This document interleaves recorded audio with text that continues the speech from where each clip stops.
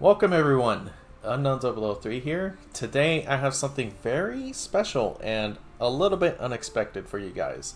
So, although I don't really dabble with this specific genre much myself, I have a group of people that do.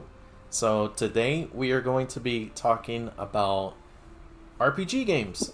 And in fact, we're going to be doing a tier list. So with us at the moment, as we are expecting more people to, hop on later, we got your boy SomeGuyZer0, and you got your boy John, who does things. Oh.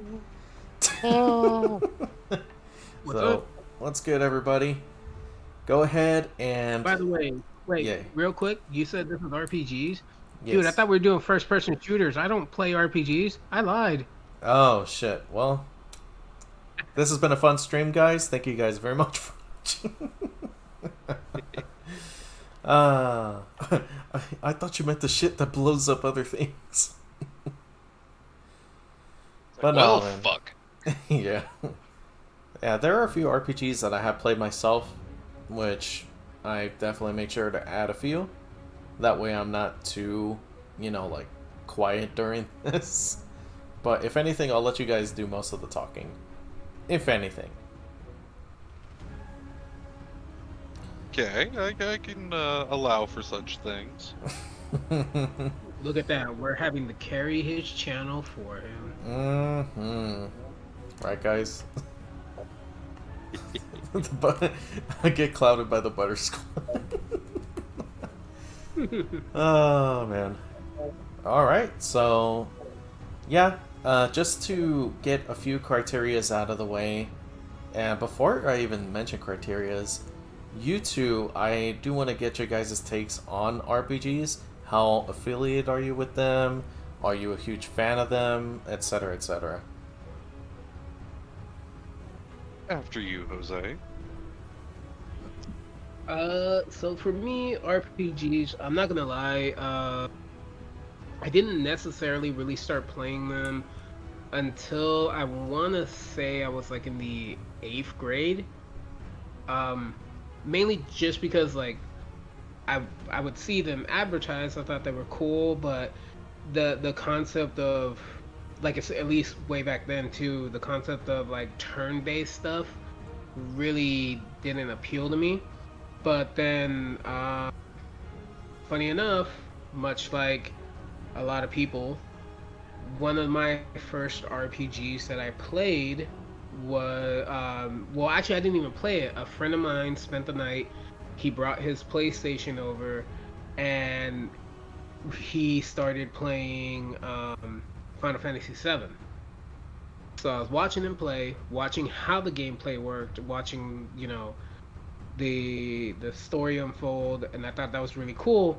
Obviously, he ended up going home, and it was one of those things where it's like, hey, I want to know where the story goes. So I went and got the game, played it, and pretty much from that point on is when I did start playing RPGs. I'm not gonna lie, I'm not gonna sit here and say that I played every single RPG. I played all the Japanese ones that have never been here. No, that's not me. I'm very particular when it comes to that, and it's weird. It's like I really, really gotta like it in order to play it. Uh, like either the story, the world, the characters. Um, it it has to literally pull me in, or else I won't bother to play it. Gotcha. Not that I think they're bad. It's just it doesn't do anything for me. Fair enough. And then, John? I'm weeb trash. I've played everything. Shit, alright, straightforward. Yeah, it's like it started when I was a wee lad. Literally, the first game I ever played was old ASCII-based text RPG. I think it was like called Castle Adventure on a full fucking monochrome monitored 286. So before Pentium was a thing. Good lord. So it's like I've been playing RPGs, CRPGs, JRPGs, all that shit turn-based, whatnot, for basically ever.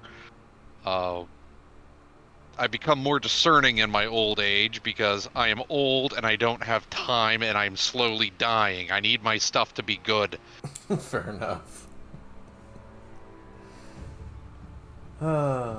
All right. Yeah, so you Oh are a wait, no, seasoned technically. veteran. Wait, no, technically the first RPG I ever played was Oregon Trail. Screw anybody that says that that's not an RPG. It is. You made life and death decisions. Dysentery took all of us out. Damn. Motherfucker, that's life sim.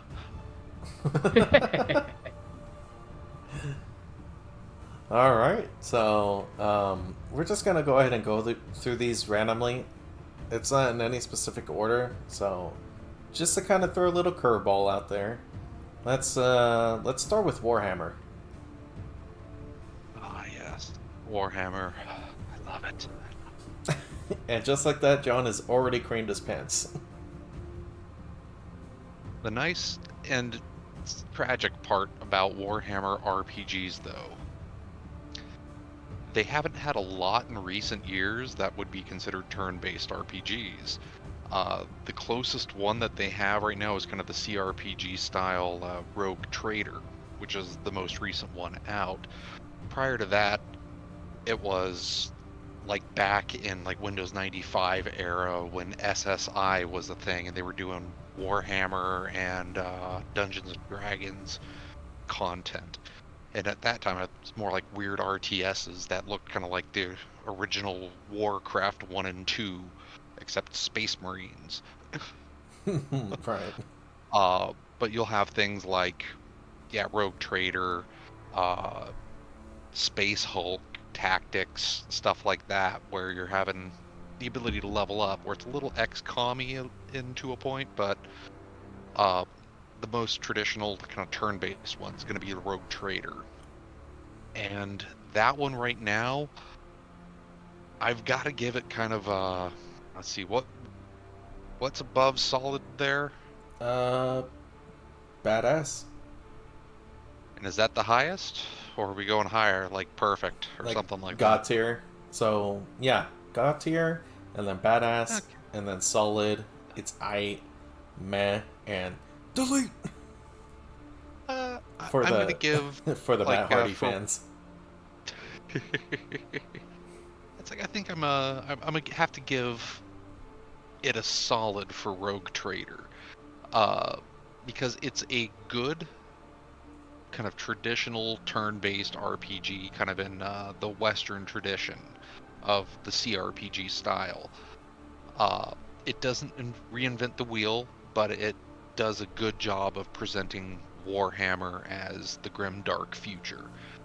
So it's solid game. Solid game. Okay. Well, like as a complete package, you would consider Warhammer like a solid series or game. Yeah, it's where they really stand out as far as the games go are kind of on the strategy end of things, like the grand strategy, and then more kind of RTS style. Uh, the kind of XCOM-esque style ones are okay, especially the old ones were really rough, but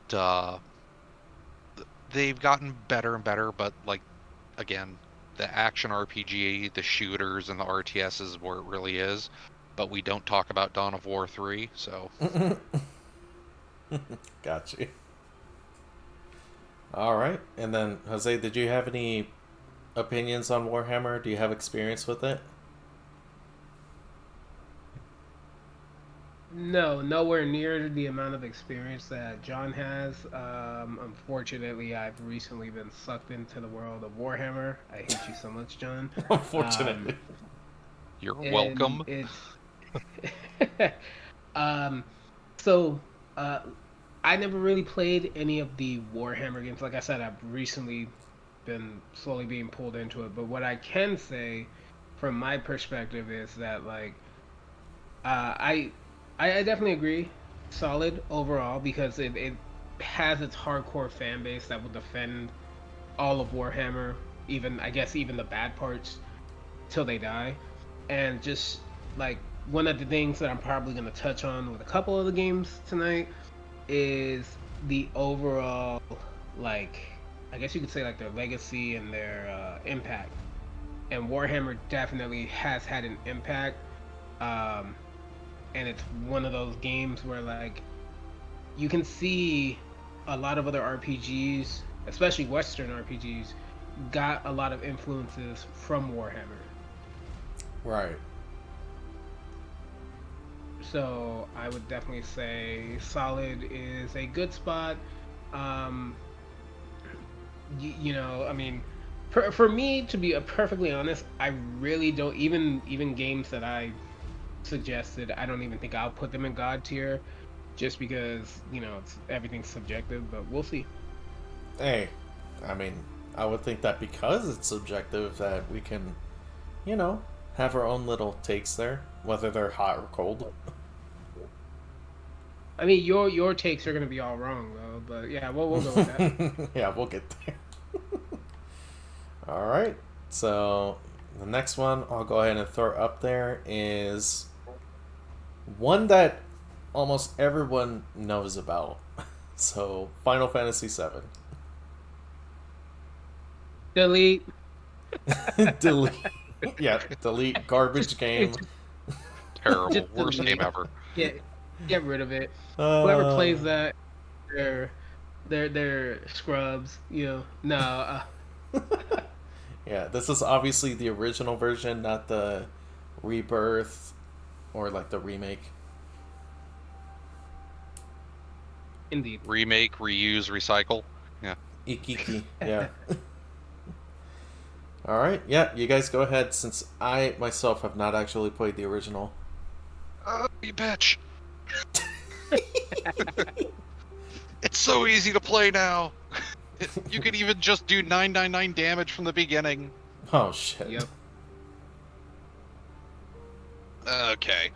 Well, that was my introduction to Final Fantasy. Like I had seen Final Fantasy 3 at the time, back on the SNES, and was kind of like, oh, this could be fun. But I was a Sega boy. I was a big Sonic the Hedgehog person. I had my Fantasy Stars and things like that. So I never really had Final Fantasy until PlayStation, and it was one of the first ones that really kind of like knocked me out. Like, damn, the world is so good. I love everything about this. And then the killing of one of the main characters, Aerith. It's like that was a huge thing at the time. Right. Ooh, spoilers. Yeah, I was gonna say Jeez. it's only a 25-year-old spoiler. It was a special moment in RPGs that really did kind of change the RPG landscape as far as what people wanted in their RPGs going forward. And that added a lot of kind of a cinematic quality to it. That said, even though it was such a huge game changer at the time, looking back now, I can definitely say that, yeah, there's a lot of rough spots, and it doesn't necessarily hold up gameplay-wise outside of the materia system, which I fucking loved. So it's like I wouldn't, and this kind of hurts me to say it, I wouldn't put it in God tier. I'd put it in badass. Okay. And then Jose? Honestly, I'm gonna agree with him, badass. So even though I gave that little story earlier about friends spending the night playing it, and I wanted to play it, and that was kind of like my introduction. I can honestly say, outside of Final Fantasy VII, I really had no desire to jump back into the world of Final Fantasy, so I've never really played any of the other ones, aside from like maybe demos or little bits here and there, but nothing too crazy. But yeah, no, I do agree with him. Final Fantasy VII at the time really was like this big whoa. Like, we got this story where when certain characters died, and I'm not just talking about Aerith, but when characters died, like you actually kind of felt bad. You're like, wow, um, oh, I keep forgetting the name of the three that die Oh, in the reactor. Biggs, Wedge, Jesse. Yeah, like when they die, it's like, wow, you actually like when Barrett's, yelling and shooting around at the end at the wreckage, and you're like, damn, dude, I feel your pain, you know.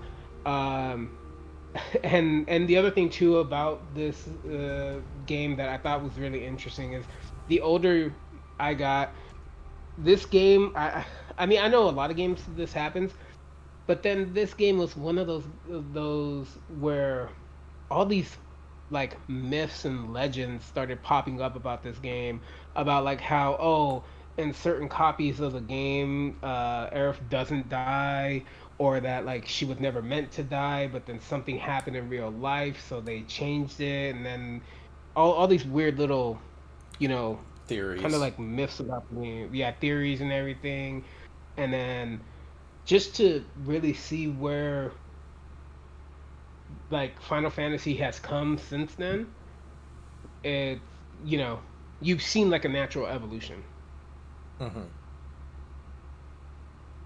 Yeah. So, but yeah, going back, I would badass. I think it's perfectly fine right there.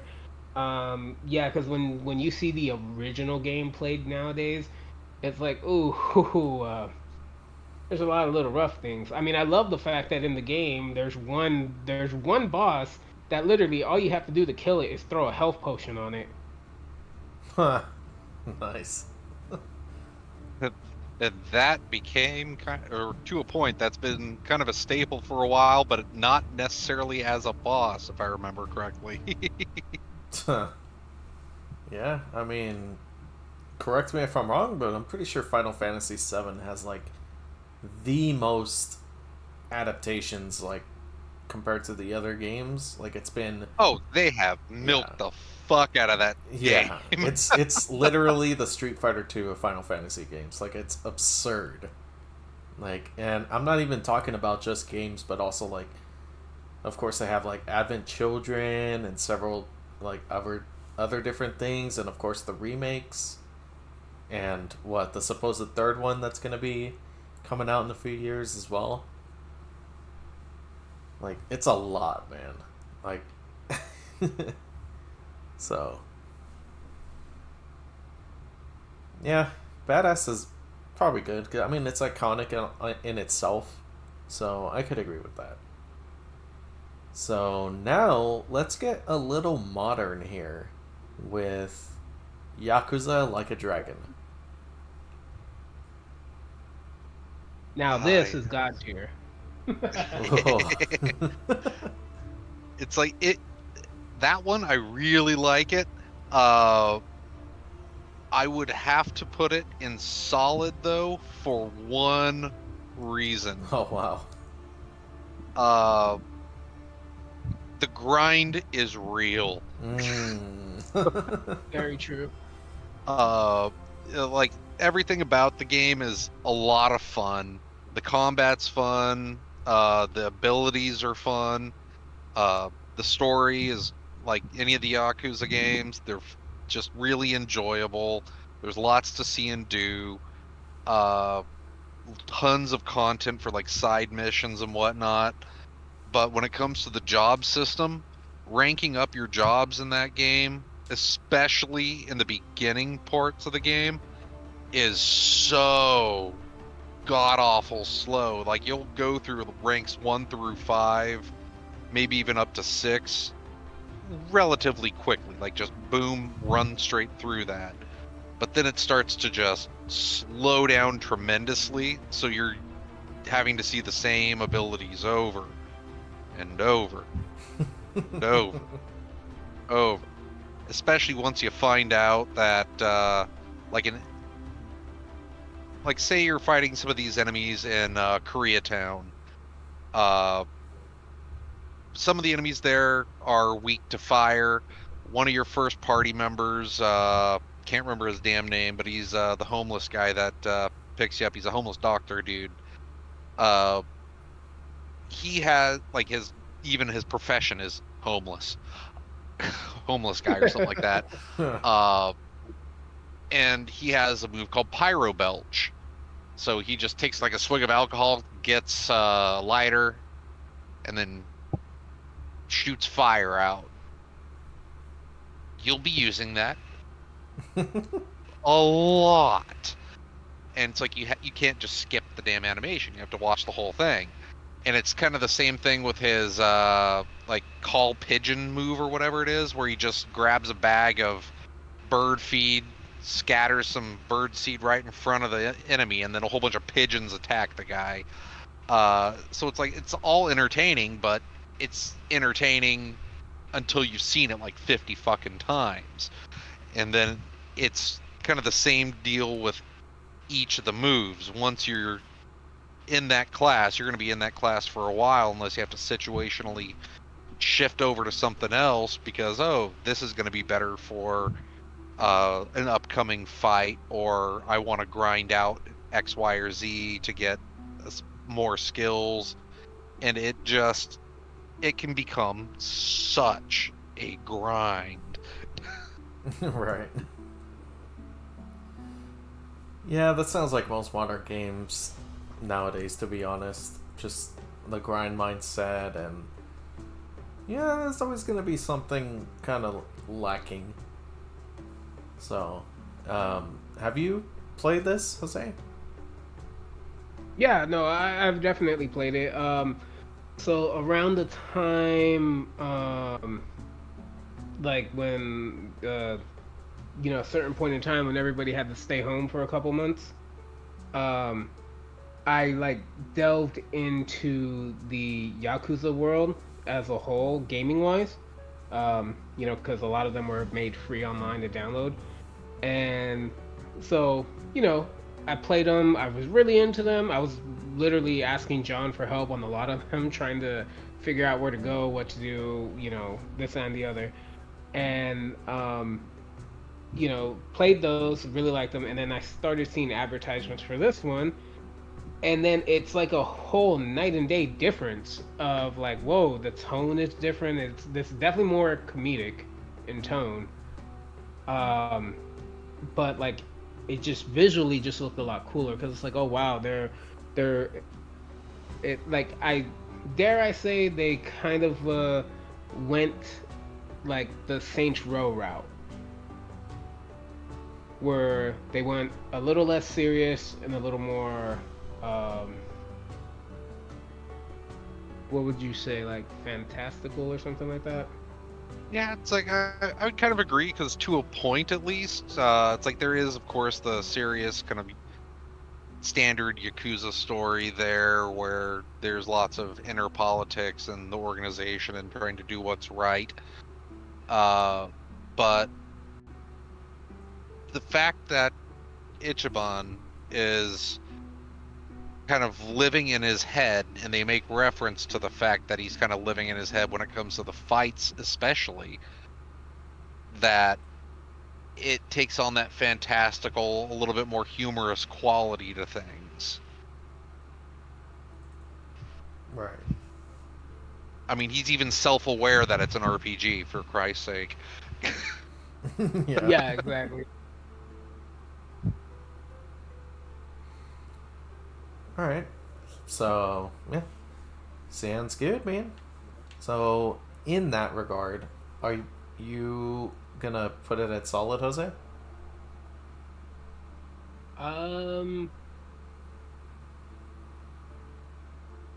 You know what? Yeah, I'd say solid. Sounds like you wanted it to be funny, a little higher. Yes and no. Like realistically, if you were able to, I would put it in between badass and solid.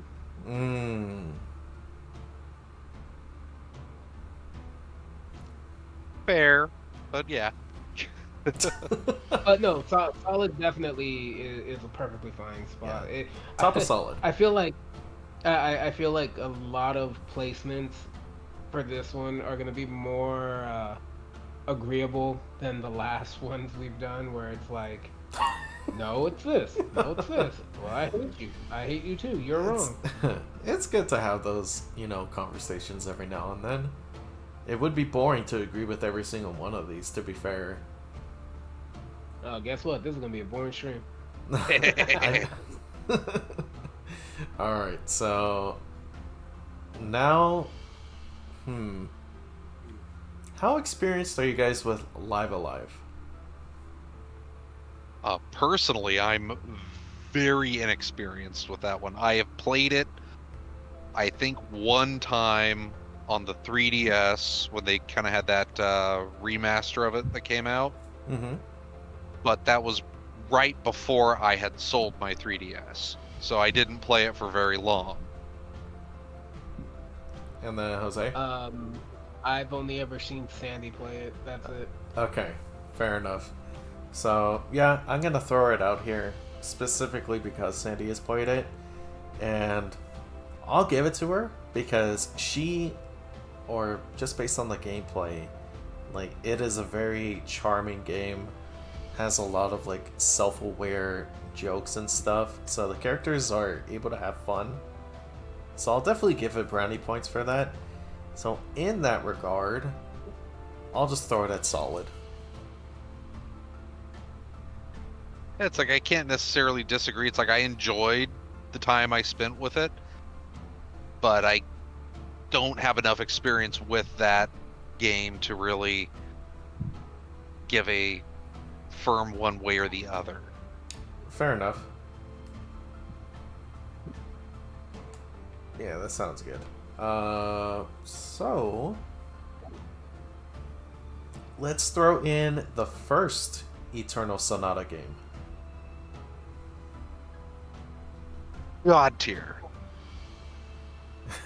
God tier. Reasons?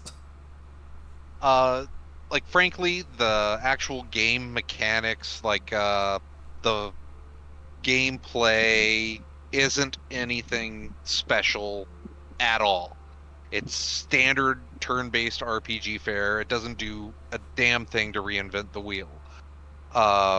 Where it really shines is its story and soundtrack. Yes, Out of 100%. out of everything that's on there, it might still have my favorite soundtrack of any game. The whole thing is basically just all pieces composed by the pianist Chopin. And it's phenomenal stuff. I just love it. It was one of those type of games for me where I was like, damn, this is something special. And it kind of helped reinforce my love of music and video games. Okay. So, yeah, you guys gonna agree that's God tier? No, I have a different spot for it. Oh, shit. Slut. Alright, go ahead and give me your take. It's alright. No, no, I'm kidding. It's God tier. It's So alright. this is why the premise of this game is what sold me on it when I first found out about this game. So this game, you are set in a fantasy world that Chopin was having in his fever dream on his deathbed. Hmm. So that premise alone is what already intrigued me and pulled me in, and pretty much just echoing everything John said. The music is amazing. The soundtrack is just amazing. The mechanics. You didn't even need to know how to play RPGs, and you could play this one and pick it up rather quickly. The character design was, nothing too crazy, nothing too elaborate, but kind of like what I said back in the day with Final Fantasy, like, you really felt for these characters, and then especially if you know the premise of like, oh hey, in the real world he's currently dying on his deathbed, so it's like, you have that weird mentality of like it's bittersweet because even if you save the day, he still dies, in the real world. Uh-huh. So um sorry for that, like, what, 30-year spoiler, but yeah, that Yeah. happens when he was a real person. Pretty damn close. God, it's getting that. Jeez. But no, but overall though, like it's just one of those ones that, like, the minute I started playing it, I did not want to stop playing it. It's one of those games that I'm glad I found it when I was younger, when I had free time to play it, because if I had just found it now when I don't have a lot of free time, that would royally suck. Yeah, you wouldn't have been able to appreciate it as much. Exactly. Okay. And now we'll mix it up. So for this, let's go ahead and talk about Digital Devil Saga. Yes. Now the sad part is about all that. It's like I am a huge Atlas simp. I love their RPGs, especially anything SMT related. In Digital Devil Saga, it is one where, well, it's interesting because of course that game is split into two. So you have Digital Devil Saga Part 1 and Part 2. They released really close together, and it was right off the back of Shin Megami Tensei 3, which is another game on the list here. Mm-hmm. And it takes a lot of the DNA from that game, from Shin Megami Tensei 3. It takes a lot of the DNA from there. However, it does add in kind of this devour mechanic to it, which can be a problem if you if you eat too much of your enemies, or if you don't eat enough. So there's that hunger level that's in there, but that also is a way for you to acquire more skill points, or just even skill points in general. It's been a while. And it's both a positive and a negative to the game, because it does add a little bit of extra depth, but it also makes grinding a bit more of a pain in the ass, because in all RPGs there's a level of grinding. There's gonna be at one point or another, it's like, oh, I would like to face this next boss with another, like a new skill, or maybe just a little bit stronger, I'm having a little trouble with them, stuff like that, where yeah, you can level up in Digital Devil Saga and all that, and that does the trick to kind of like boost your stats, but if you want the skills, you need those points. So you need to grind for those fucking points, and you might not be able to get them every battle like you would with your regular experience. Yeah. So it's kind of like it's a game that could have been on the top end of things. It's still very good. Like with my simp glasses for Atlas, I would probably put it at badass. But I also am cognizant enough to go like, you know what? Looking back, it's aight. It's aight. It's aight. All right then. Yeah, and then no thoughts, Jose? How are you? Do you have any knowledge of that? So, for me, this is gonna sound weird, but the whole Digital Devil Saga, Shin Megami games, I didn't actually play them, but I watched people play them, and I'm not talking about like on Twitch or anything like that. I'm talking about like hang out with friends, and they'd be playing them, and we'd just be chilling there watching them play the damn game. And however many of us were there, we're just like all interested in this, even if it's just him running down the damn corridor waiting for an attack to happen. Um, because like the world that it made these games are set in, like I'm still not even 100% sure even to this day. Like John, correct me if I'm wrong, but isn't it like some type of like shadow world or like some type of thing like that? Kind of. It's technically post-apocalypse. But Okay. it's technically post-apocalypse simulation uh, thing. It's really it's kind of convoluted, especially in the first game. It really gets more into it in the second game as to what's really kind of going on, but it's trying to make a selection to rebirth the world effectively, which Yeah. is kind of funny because they did kind of an extended reference to the fucking story of part 3, like Shin Megami Tensei 3.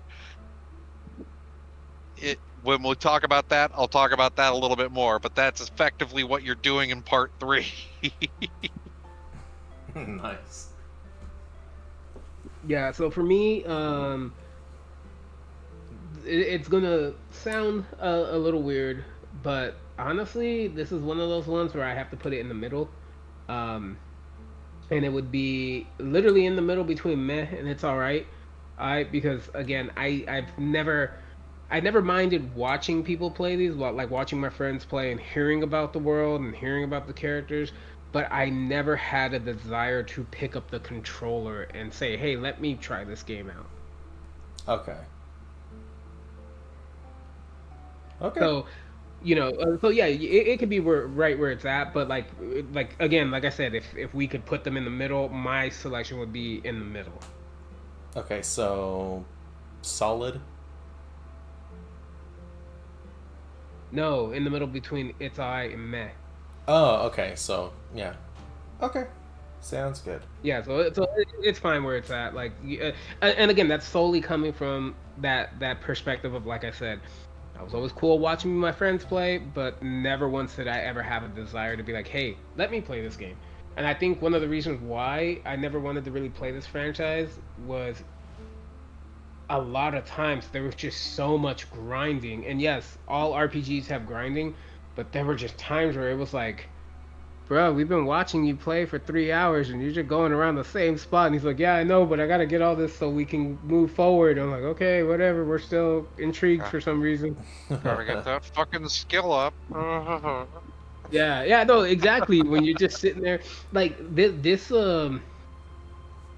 I can't remember if it was this game in the franchise or one of the other ones where it got to the point where literally it became like a group effort.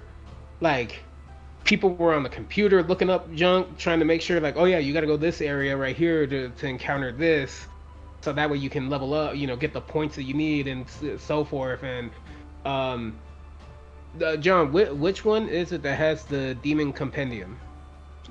Oh god, that's pretty much the mainline series. I don't believe that one had the compendium per se. That one had kind of something that part like Shin Megami Tensei 3 had. It's kind of like a variation on Magatama, or it might even just be the Magatama. But Okay. yeah, so the compendium was kind of the mainline and Persona series. Oh, okay, okay. But yeah, like concepts like that were just cool to watch unfold. Okay. All right. So, since we have two of them, let's go ahead and talk about the first Wild Arms. Okay, I guess we'll talk about the first one. Uh, the characters are fucking ugly. Oh Jesus! Not Holy character mo- shit! the character models are really fucking ugly, but of course it was also super early on the PlayStation. Like it wasn't Beyond the Beyond ugly, but that was also kind of semi sprite based and not and super early on the PlayStation. But Wild Arms, ugly game, but it's a lot of fun. Uh, it's like I cannot remember for the life of me what the story of the most of the Wild Arms series were. What stuck to me was the gameplay was actually a lot of fun, and the soundtrack and the setting.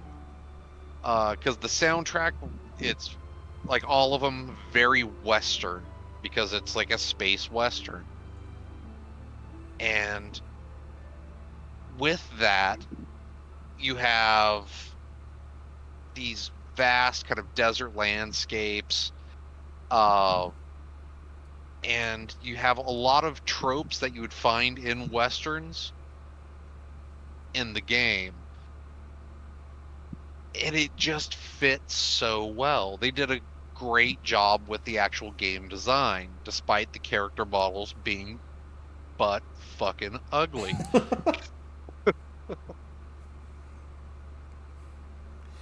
All right. Yep. So It's it's like guilty for pleasure part game. one, yeah, it's guilty pleasure. But for part one, overall, I would probably actually sit that one at its eye. Okay. And then Jose. Yeah, so for me, um Wild Arms, sadly I cannot remember, like kind of like him, I can't remember like a lot of specifics. But one of the things that like always drawed me to Wild Arms, like all the Wild Arms games, again, and it's weird because I'm not even like a super huge Western fan, but the fact that it was an RPG that was set to a Western backdrop, and the music had that, the characters, where they're from, it just, it was at one of those things where it's like, oh cool, like we're not in some mythical forest with dragons and fairies and knights and dwarves. We're like out in the Wild West type thing. That was something that kind of like really like stuck out to me.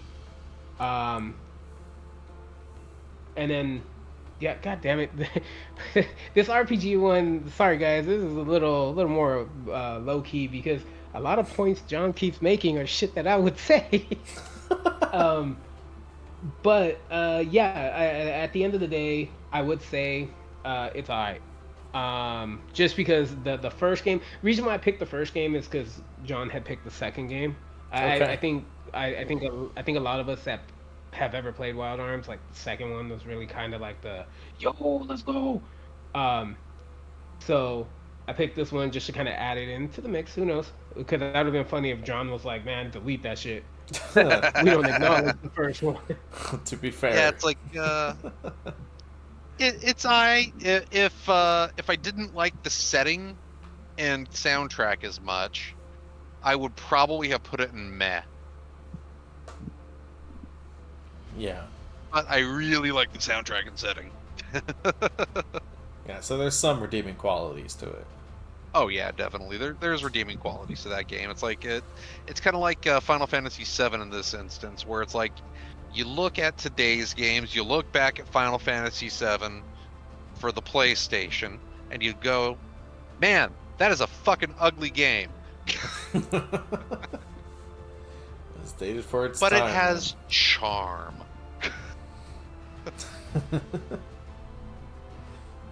All right. So there goes that one. Now it's time for Jose to cream his pants. Skies of Arcadia. Oh, that's instantly god tier, motherfucker. And why is that? Okay, so first and foremost, um, well, so I technically should have told you Skies of Arcadia Legends, the one that was on GameCube, but Skies of Arcadia works as well. Overall.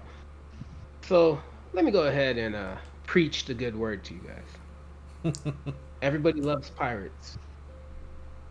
Wow. Shut up, you love pirates. And these are sky pirates. Skyrits even. No, so yeah, so sky pirates. Um, it, it it's like obviously people love what they love, but for me, like the whole concept of like the sky pirate world, where um you actually the as you travel through the world, this was one of the RPGs where really pulled me in because of the fact that um, this game really does emphasize a lot of what you do affects how characters treat you later on. So if you're going around helping people, you develop a good reputation. If you don't necessarily help people and just kind of do your thing, you develop a bad reputation. This is a game where um, some of the battles are sky battles where you're in your pirate ship against their pirate ship. The battle system is so unique because it's like this grid battle where you have to kind of anticipate what the enemy is going to do next. So you need to determine, okay, do I my order of things that I'm doing is I'm gonna charge so I can use a special attack. I'm gonna set my shield right here because I'm pretty sure their next move they're gonna attack me, and you just gotta kind of hope you're getting everything correct. Um, the the story pretty interesting. So basically, this girl comes from the moon. Um, she is, if I remember correctly, she's being chased. This group of pirates find her, and come to find out, oh, wouldn't you know it? Her civilization happens to be some ancient civilization that was there since the beginning. And oh, look at that. There's these giant monsters that once roamed the world and can destroy everything, kind of like the weapons in Final Fantasy. Like the materia? No, no, like the weapons, like the Oh. giant big ass Like Emerald, Ultima, Yeah. stuff like that. Oh, okay. Yeah, exactly. And so, and the thing is, and the thing is, in this game, a lot of them to progress in the story, you have to fight them.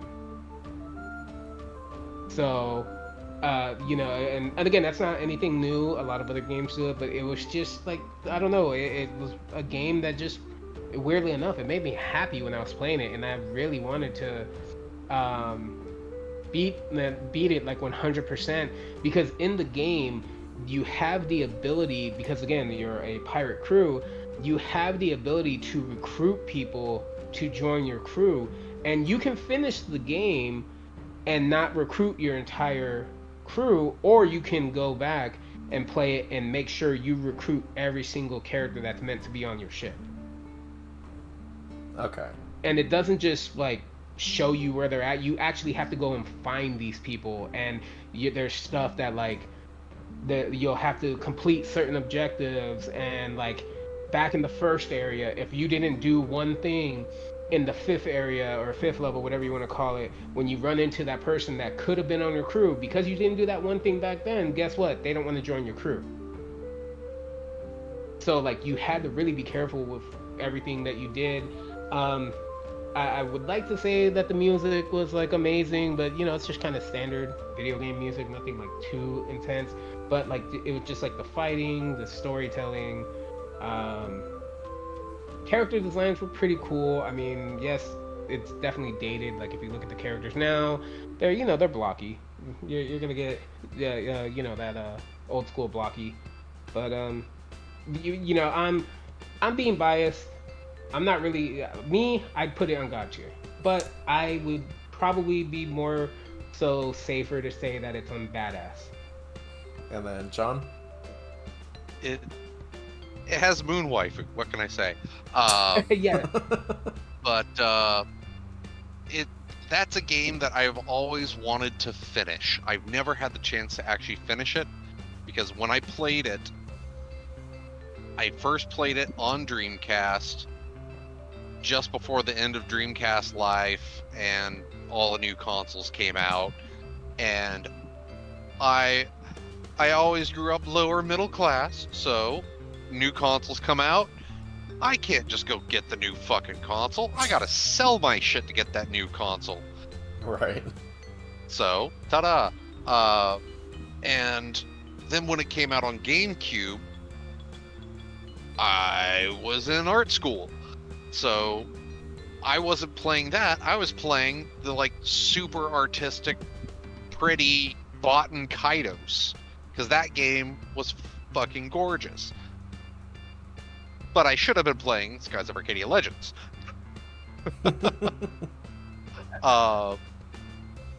So it's like I don't have a ton of experience with it. What I did play, I liked quite a bit. One day I will play it again, and I will finish it. But today is not that day. So, with I'd your also- experience, where'd you put it? Yeah, at least I would put it at badass. It's like that's the lowest I would put it, frankly, because it does also have a lot of kind of RPG cultural pedigree around it. So it's like it deserves to be anywhere but like in God tier or badass. It really depends on who you talk to, frankly, because it is held in very high regard. So Yeah. I'd be fine with it in either spot. Okay. One other thing I will say about the game is, and again, remember, like, I didn't grow up in RPGs like John did. He was molded by them. You But merely it's like- adopted them. The RPGs. But for me, playing this game, so this game has the standard, element defeats element system. Like fire beats this, water beats that, whatever, what have you. This game, for someone like me who, again, was still relatively new to RPGs, it was a rather easy system to learn and figure out without having to like read the manual or try to find, something to help you. Like, you could pick up a real quick, oh, if I'm using this works better against these type of enemies, and so forth and so forth. Like, I'm not gonna say it was easy, but it definitely was smoother to pick up for a beginner than most other RPGs were. Okay. Since John is essentially kind of leaving it to you, are you okay with putting this on God tier then? You know what? Yeah, that's fine. Let's go. There you go. Self-indulgence. Let's go. Alrighty. Let's go ahead and talk about our first Pokemon game with Sapphire. And for the stream, I'm going to let you guys know that this is Sapphire, and I'm also including Omega Sapphire to this, since it is pretty much the same game. So, Okay. have you guys played this? Yeah, I've basically, outside of the newest one, I've played every single Pokemon game. So, what's your take on this one? I stopped at red, blue, and yellow. Jesus. Sapphire, like the whole kind of Ruby Sapphire set, effectively. I know a lot of people like it. I would put it solid. Okay. There's not a lot of reason for it outside of the fact that it's Pokemon. It's been the same formula. At that time, they weren't necessarily really reinventing the wheel. It was more Pokemon, and we wanted more Pokemon. It was a solid game. But it was nothing particularly game-changing in my book. I played it to completion. I filled the Pokedex. It was fun. I've never wanted to go back and play more of it. It's like the new one comes out. Fuck that one. I was like, get with the times. Oh. Okay. Still playing Sapphire. Diamond and Pearl. So, if I hadn't already said it on stream, I will say that Sapphire is the only one that I played, and I'm specifically talking about the 3DS version, Omega Sapphire, or what is it? Alpha Sapphire, sorry. It was okay.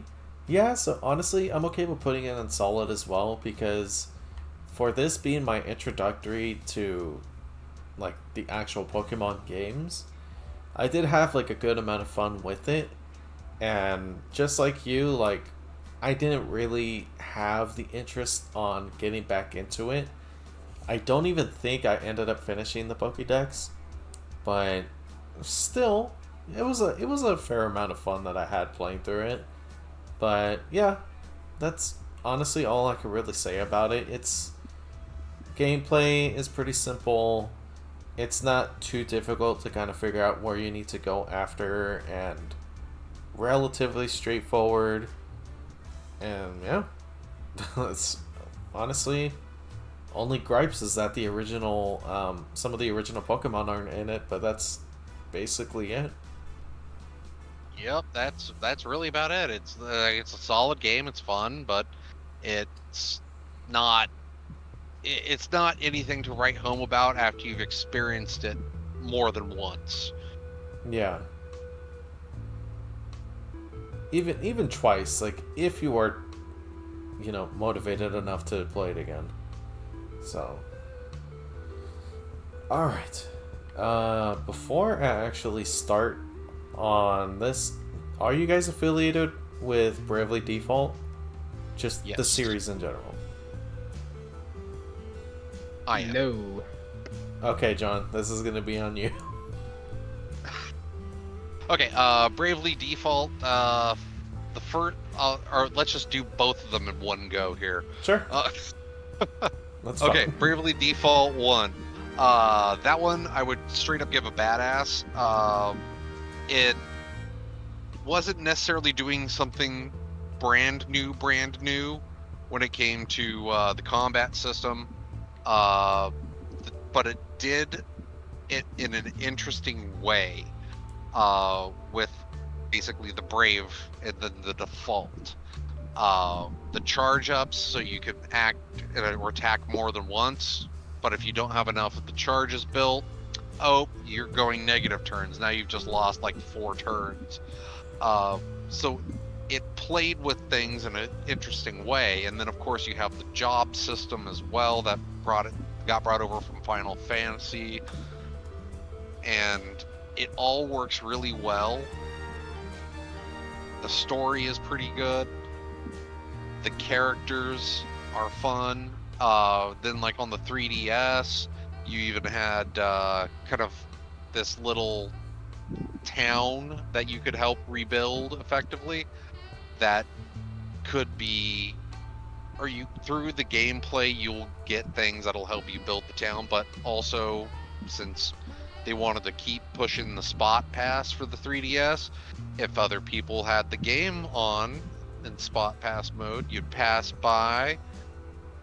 You just might have got something to make the time that you have to wait for certain things to build go down, or you might get an extra item that wouldn't have been available otherwise for you to level up one of your structures in a more timely manner.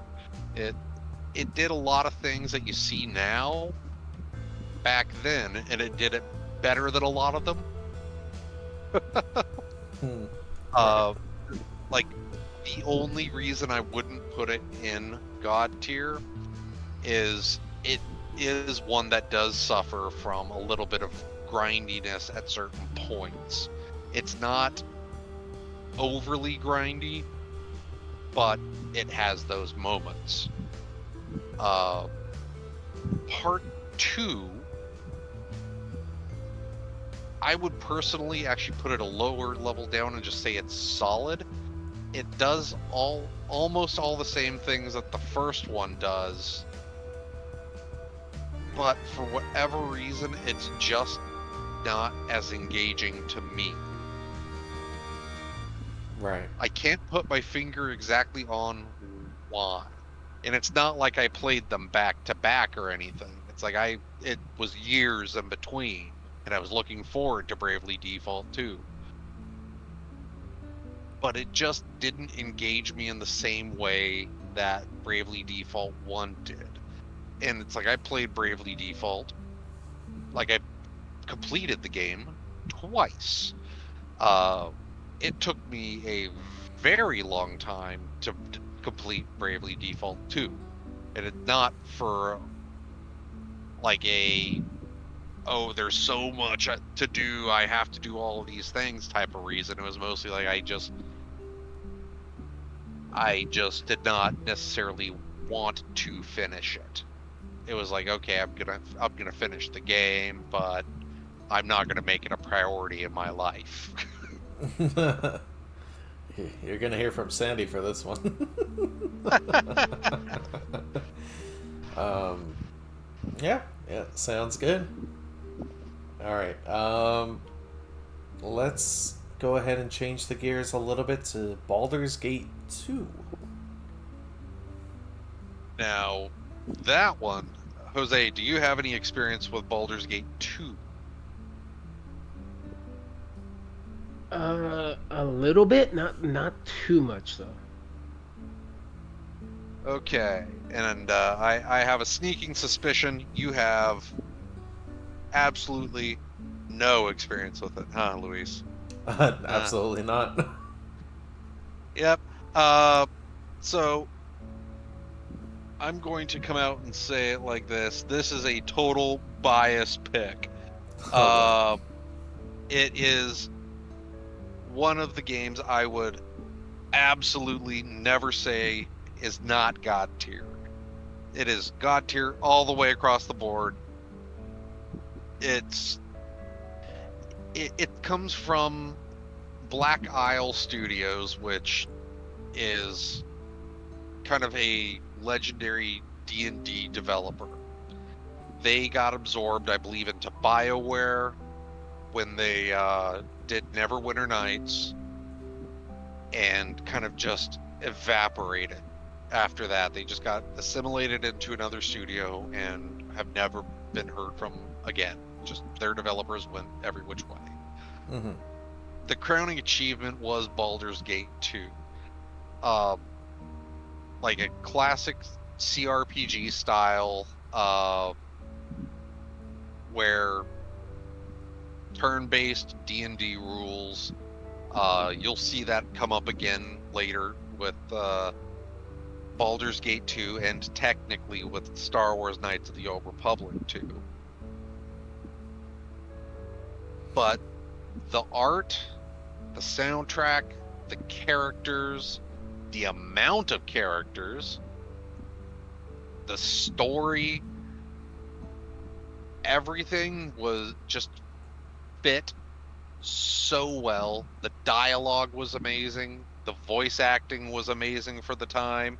Even the cheesy shit was really good.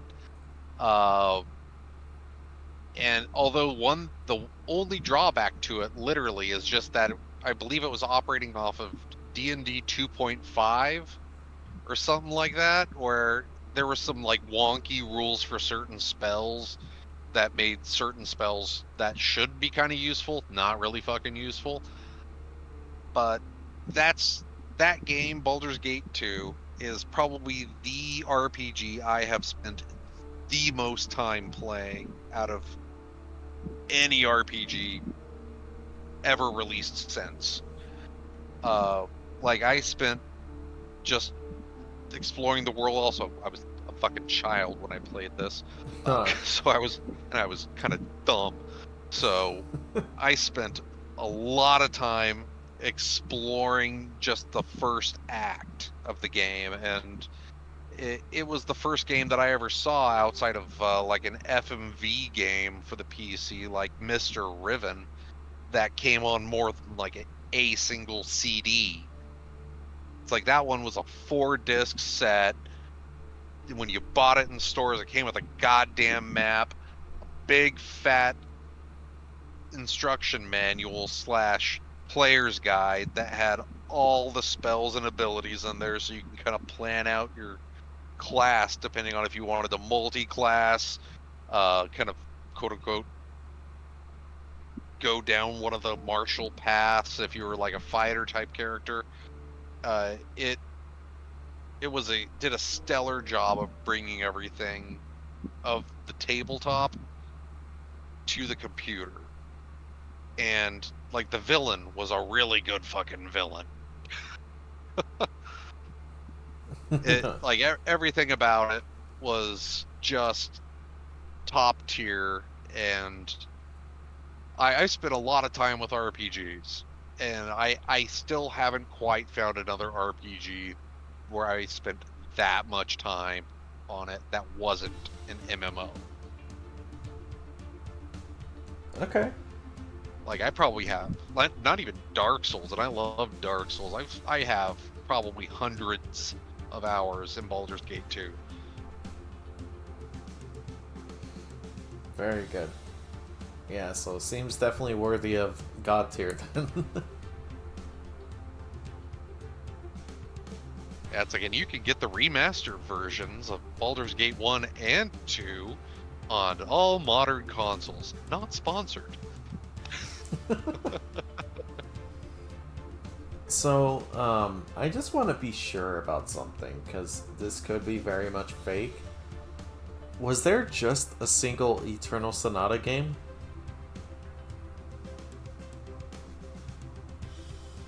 Let me double check, because I don't... I'm pretty sure there was only being one. something. Okay. Weird. Then I could get rid of this one, because, yeah, this could be a fake. Yeah, because I think that they were talking about a sequel at one point, but I don't think that they ever did anything with it. Okay. I'll go ahead and wipe that out then. Yeah, because I'm looking at it now and I don't see any references to, like, a sequel based on its history. Wow, do your job, man. Sorry. I'm just trying to add all of your shit. Jeez. Alright, let's go ahead and talk about Mario and Luigi Superstar Saga. So, you guys can go first. This is a game I have not played. Really? I'm surprised. No. So for me, I really don't deal with handhelds that much. So a lot of games that were strictly to handheld, I never played, because again, I don't deal with handhelds. There are certain things you could do, Jose, on your desktop that we can't say legally. Oh, shit. Alright, what's your take on this, John? It straddles the line between badass and solid to me, because it is a lot of fun, but there were times when I would play it where I'd just be kind of like, I don't necessarily really like this area. It's like I remember sitting there and not wanting to just get through certain areas of the game while really enjoying being in others. Right. So it felt a little lopsided to me at points. That's fair. Where the good was really good. Yeah. And I wouldn't say bad, I'd say the okay was very okay. Right. No, I'm with you there. So, yeah, this is one that I have actually played several times. Because, yeah, I was one of the handheld kids. This was one of the first games that I played on the Game Boy Advance. And, yeah, my brother and I put a shit ton of time in this game, because it is very fun to play. I did enjoy the turn-based system. I think this is actually the game that introduced me to like turn-based RPGs too. So there's that. And I do agree with you that there are some parts, like some like levels that are you kind of want to skim through it as quickly as you can, like keeping Peach from getting kidnapped in the desert and having to solve the puzzles when you're in Joke's End, which was like the crystal ice sort of level. That one could be a pain in the ass if you don't know exactly what you're doing. But the boss fights are pretty fun to do. Yeah, And that's definitely true. yeah, and honestly, I really enjoy like the Mario games that have so much character in them, because that in itself is like really entertaining to look at, you know, because they're Mario and Luigi's banter, you need like Fawful and Cackleta's like conversations with them too, and of course Bowser. For some reason in RPG games, Bowser is so much more of a goof character rather than an imposing threat. So, well, at least until the end, until Cackleta essentially takes his body.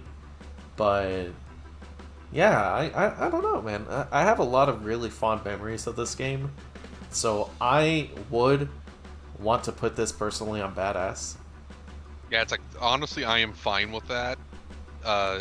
It's like, I like the game, and it, like I said, it just has a couple drag points. But for me, it just straddles the line between them, so it's like, I would be totally fine at Badass for that. Yeah, it's because of those reasons that I'm not putting it a God tier, even though I do like thoroughly have a lot of great memories with this. So, all right. So you guys mentioned Shin Megami Tensei earlier. Let's go ahead and talk about it. Oh, Nocturne. Oh, Nocturne. Um,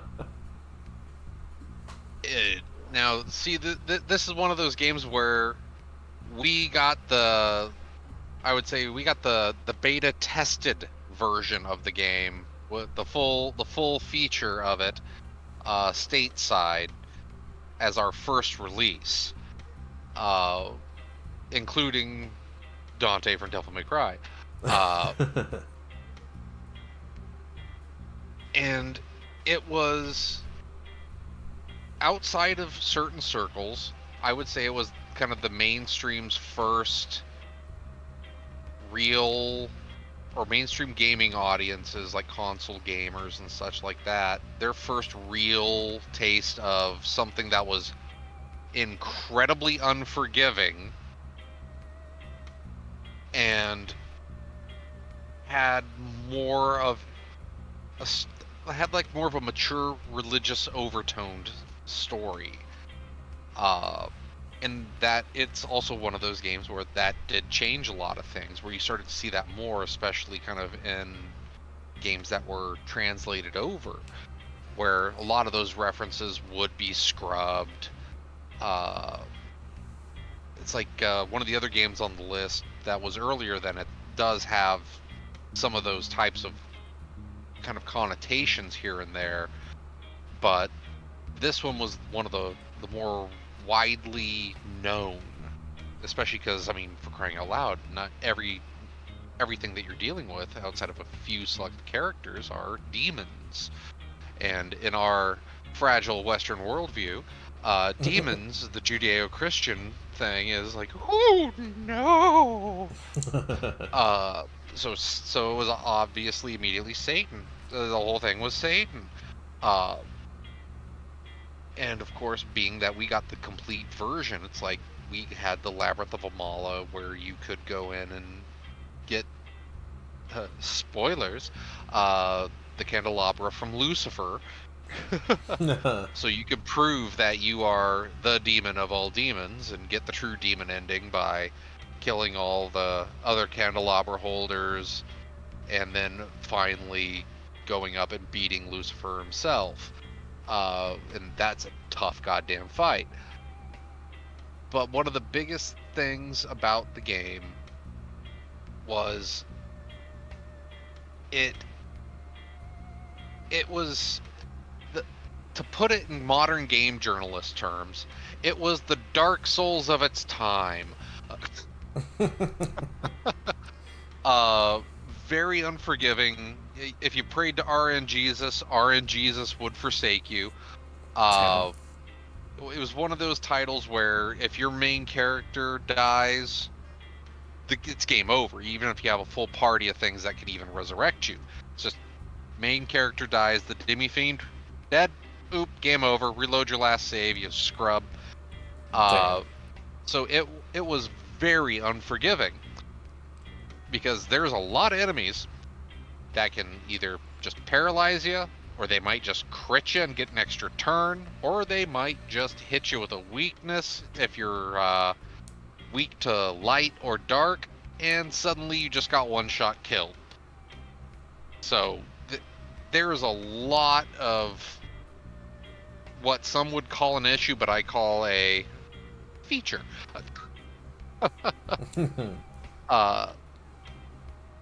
That said, that game holds a very special place in my heart, but I cannot put it in God tier, despite the fact that it is very well regarded. I mean, they even finally did a remaster of it on the modern systems, or at least Switch and PS5. For whatever reason, Atlas was like, we're going to skip Xbox with this one in particular.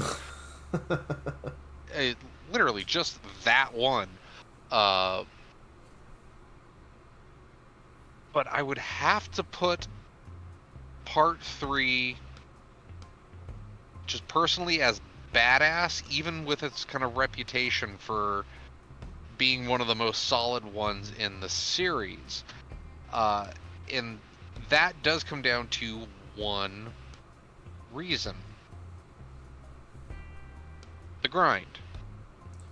It's the freaking grind, man. Yeah, it's like the grind is what keeps that back personally from being a god tier.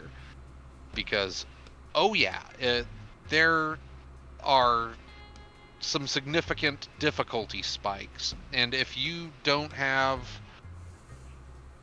like, sometimes specific demons, sometimes you don't have enough, like, experience to be a X level, so you have a certain amount of points into your stats, or you just haven't leveled up your Magatama, or Kagetsushi, that's what it is in this one, up to a adequate point so you have a specific skill that you need, it becomes a grind, and it seriously becomes a legit grind. Like, towards the beginning of the game, when you first kind of learn about the candelabra, you meet up shortly thereafter with these mannequin people, and then right when you finish the mannequin people area, which doesn't take very long because it's a lot of step and fetch, and I think if I remember right, a couple fights, not a whole lot, you meet Matador,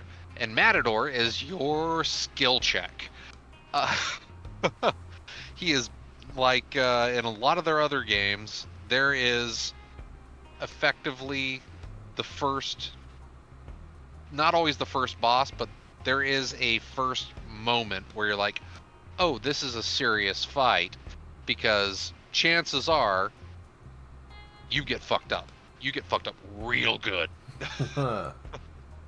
And it's a learning experience for the rest of the game, effectively, because what up to that point, and especially in Shin Megami Tensei 3, up to that point, you can just either hit things really hard physically or hit things with magic, and everything's going to go your way. You're not going to really have too much of an issue. You might have a couple errant crit deaths here or there. But that's the first fight where it's like, we gave you buff and debuff skills for a reason, scrub. And it's mandatory. It is absolutely mandatory. If you're playing on anything like normal or above, mandatory. All right. But yeah, it's a great game. Don't get me wrong, but God damn, the grind is real. Yeah, that seems to be the case for a lot of RPGs in general. Just the grind itself. Yep. Yeah. Alright, Jose. Let's talk about Xenogears. Oh, what? You don't want my opinion on Shin Megami? Wow, screw you, I man. mean, sorry? What experience do you have with SMT3? Well, I already said it earlier. I watched people play it. Okay. One thing I can tell you, I'm not gonna lie, this is gonna be the first where John and I see differently. I think the game's solid. I don't think it's badass. Ooh, okay. Only reason why is one, again, he's not lying about the grind, Uh-huh. and Yeah. I just remember how much the grind is. Like, it's not even grind like, you're grinding your pepper into your food. It's like you're grinding one at a time sometimes. Uh, like, don't get me wrong, like a lot of the creature designs and the concepts and everything are really cool. Um, the random Dante was always funny. Uh, but like for me, and this is a personal uh, thing for me, and John, do correct me if I'm wrong. I believe, if I remember correctly, this was one of the like I don't know if all of them do it or if this one was like the where it started, but the whole concept of when gameplay wise, when you're fighting your enemies and you don't see their health bar. This is one of them that did do that. Yeah, If I remember and correctly, because it's also been a while since I played even the remaster version. But yeah, and that just really bugged me that I couldn't see their health bar and see where they were at, and it was just something I couldn't get over. And it was just like, that's like, I remember always telling my friend that would play it. I'm like, dude, I don't like that, man. The health bar. I want to know what I'm doing. I want to know where I'm at. I don't want to be sitting here being like, oh, I hope I only got one more hit left. And I'm pretty sure that's part of the mechanics of it to really make you, like John said earlier, make sure you know that you're doing proper buffs and so forth and so forth. But that was just something for me that always kind of didn't sit well with me. So yeah, like honestly, for me, I would put it in solid, but I will concede to John's choice because John actually played the game. I just watched somebody play the game. Okay. So, but just so it's on the record, I personally believe it's solid, but again, I didn't play it. He did, so I will concede and let him keep it at badass. Yeah, so he has like the slight, like heavier weight to it, if anything. Yeah. Okay. All right. So with that, yeah, let's go ahead and get to Xenogears. God tier. No, honestly, he's not wrong. I would definitely say God tier. This game. Okay, so funny story. John will probably know exactly what what I'm referring to. So, the very first time I played it, I didn't have any real concept of what was going on. And as the story proceeds in the beginning, you get to a certain point when you have to go through the desert. Me not really knowing anything, I just kept running and running And running. and running and running, not knowing that you actually had to go certain directions to Yep. get to where you were supposed to go. Okay. Yep. So my first playthrough, I technically stopped playing and like deleted the game off my memory card because I was like, dude, I'm stuck in the desert. Where the hell do I go? And then funny enough, it was a friend when I was in school that told me, he's like, oh no, there's paths, like when you're in the desert area, you have to go this way, that way, whatever, it'll get you to different areas. I was like, oh. So then I went back and I played it again.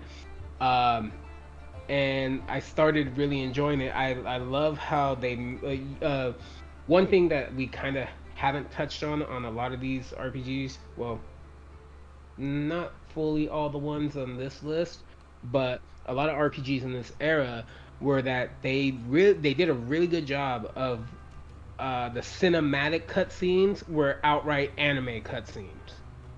Uh, Hmm. And Xenogears had some amazing cutscene. There's one in the beginning, a certain thing happens, and when you see what, like, I know it's an old game and I could say it, but I really don't want to because of the fact that, like, if you ever go and play this game, you need to experience that cutscene for the first time when you realize, wow, homie just he doesn't know what he just did. John, I'm pretty sure you know what I'm talking about. Oh, I know exactly. The way I'll put it is it does trauma in that short time period better, in my opinion, than the entirety of Evangelion. Yes. ooh. No, no, yes.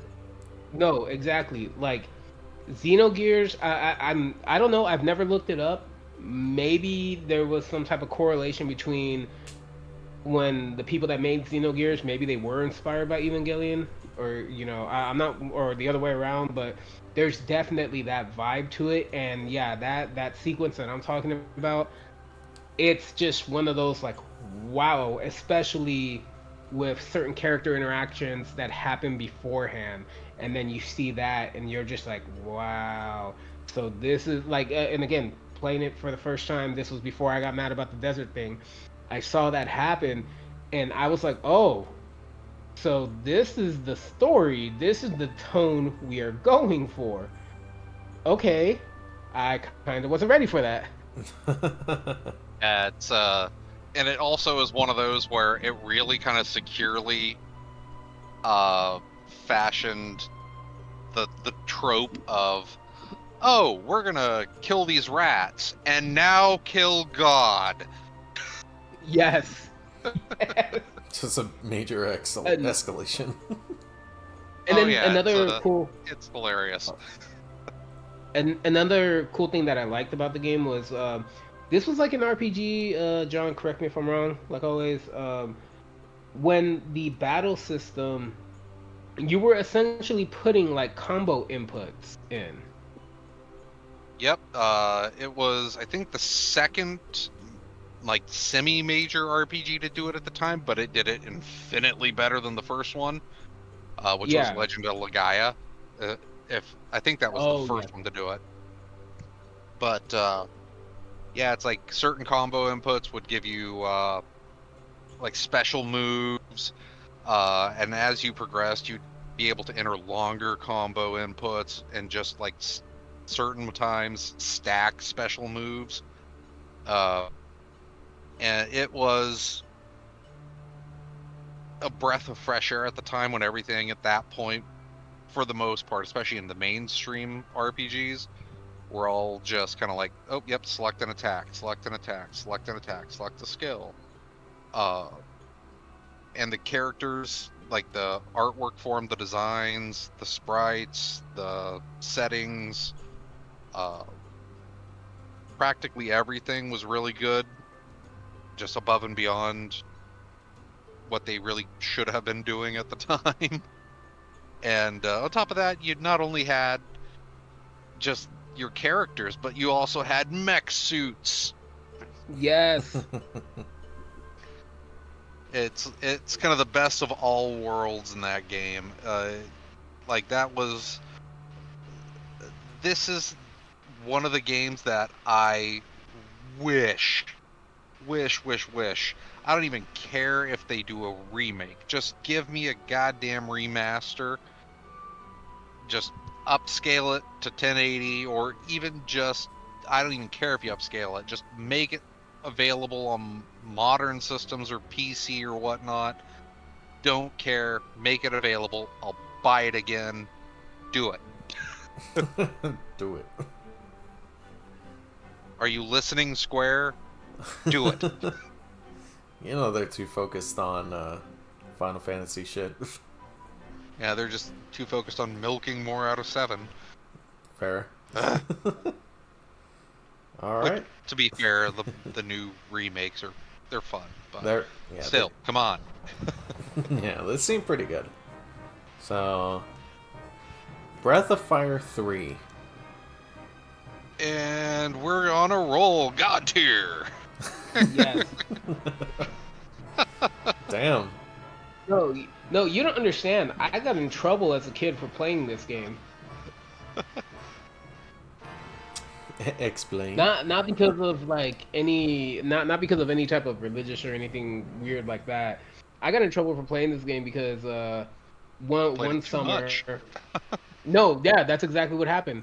Yep. Um, one summer went to I stayed at my grandparents, and next door neighbor, he was a good friend of mine. We knew each other since we were little, this that and the other, and he had a PlayStation, and he was going out of town at the time.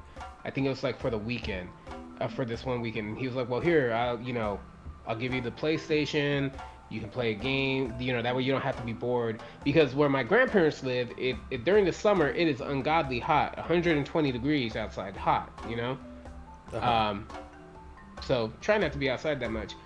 And um, so they let me borrow it. One of my aunts took me to the Blockbuster. Yes, Blockbuster existed. I was there. That's a part of my life. Um, uh, and I was looking for a game to rent, and I was trying to find one that, like, okay, in my head I was like, there's got to be a game that's good. One that'll keep me through the whole weekend. Found this one. I was like, I looked it over. I was like, hey, this actually looks pretty cool. So went started playing it.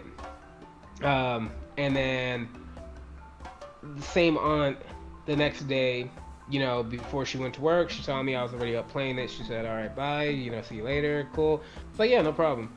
Um, the day goes by. She gets home from work, and she was really, really irritated that I was still playing the game when she got home. And it's just like, well, yeah, like it's like 120 degrees outside. What do you expect? Um, but yeah, so the game for me, that's always gonna have like a weird spot in my heart because, like I said, I basically got in trouble for playing it for just playing it for too long. But overall, though, the mechanics were like it's not like it did anything super crazy amazing. It was just a game that was so well balanced in my mind, from what I can remember. It just felt so well rounded and balanced. The story was interesting. The characters, they were cool. Attacks were cool. The mechanics and everything. It was just a lot of fun. And the Okay. dragon transformations. Yes, that too. Oh, that was kind of the big interesting fun part of it is like you could collect stuff and just because you could transform into a dragon because your main character is in all actuality a dragon. So you could transform into these different forms of dragons throughout the story, and as you again collect things, get these power-ups, and even at story beats you can get new ones. And it was just so damn cool at the time. It's like and on top of that, it's like the art was it was all sprite based really, but the artwork was great. The soundtrack was fun. The characters were well written. It it made me really sad when Capcom stopped really kind of working on those type of titles. Uh, like they did one more of kind of what I would call the good Breath of Fires shortly after, and then it just they're kind of like, okay, we'll do another one on like PS2, and it was kind of hot garbage. Damn. And then they just never really developed I don't think they've really developed an in-house RPG since.